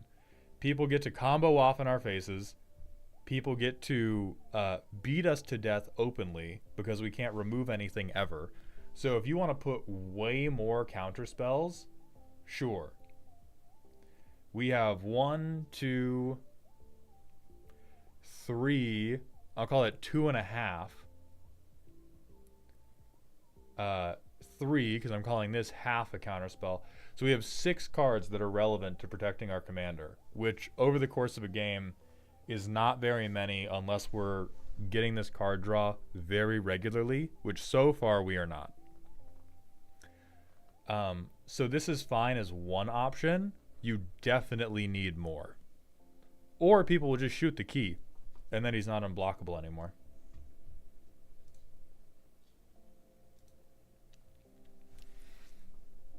All right, with that, we need to find somebody to raid.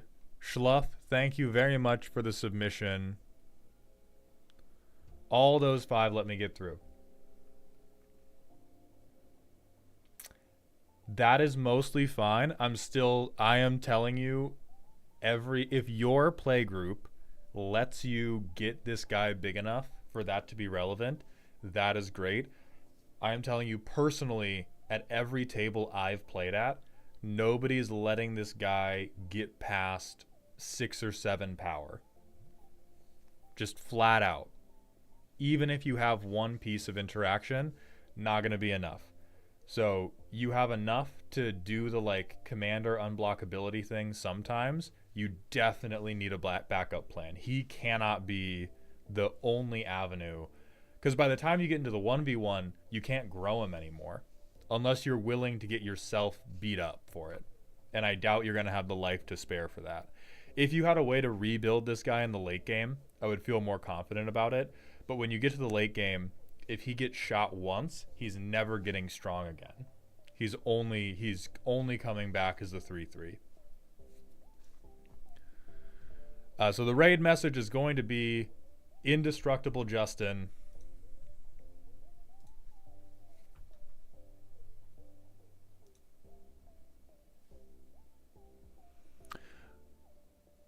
We are going to raid Beard Princess. I hope you all are having a good day. Thank you all for coming by. Thank you to the submitters. Thank you to the people who followed, who subscribed, who cheered. I appreciate all of your generosity. We will be live again tomorrow doing Total Drama Tuesday, going over Spider-Man and Tarkir spoilers. And I will be reporting back live from early access Tarkir gameplay to tell you what I think about him. Goodbye, everybody. YouTube, that's going to be it for us, but I will see you again tomorrow.